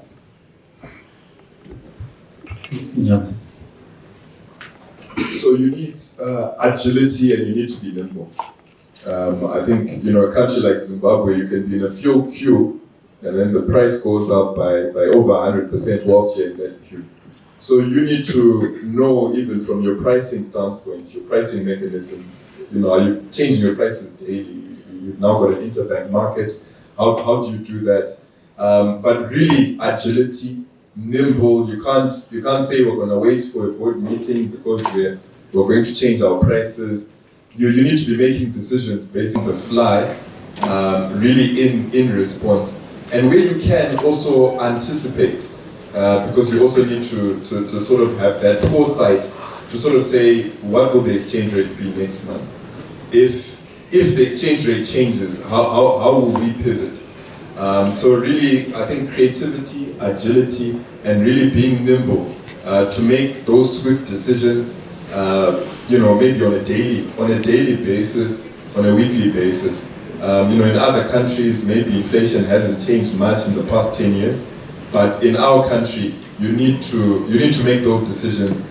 If you're setting out quotations, what's the validity period of your quotations? If you're tendering for business, can your price hold for that 90 days, for 120 days? So those are the things that you need to look at and be agile, be nimble, make fast decisions, because it's a fast-moving, fast-changing environment. Thank you very much. Ken is about to bite my head off. I think any further questions, the panelists will be with us as we network after this engagement. Feel free to approach them. I'm making the invitation on their behalf. Thank you very much for your time, ladies and gentlemen. When you say Dubai real estate, we all talk about certain things. Is it safe? How is it? It's just a tourist space, right? We talk about the holiday destination. Today I'm here to give you an idea how things work here. For example, I'm here to talk about the benefits of investing in properties in Dubai real estate. What's the ROI like, right? When you spend about, let's say, $1 million, you're expecting about a $120,000 per annum as a rental return. When you talk about a capital appreciation over a period of 1 or 2 or 3 years, you have expectations of 30 to 40% as a capital appreciation over a period of 1, 2 or 3 subjective years.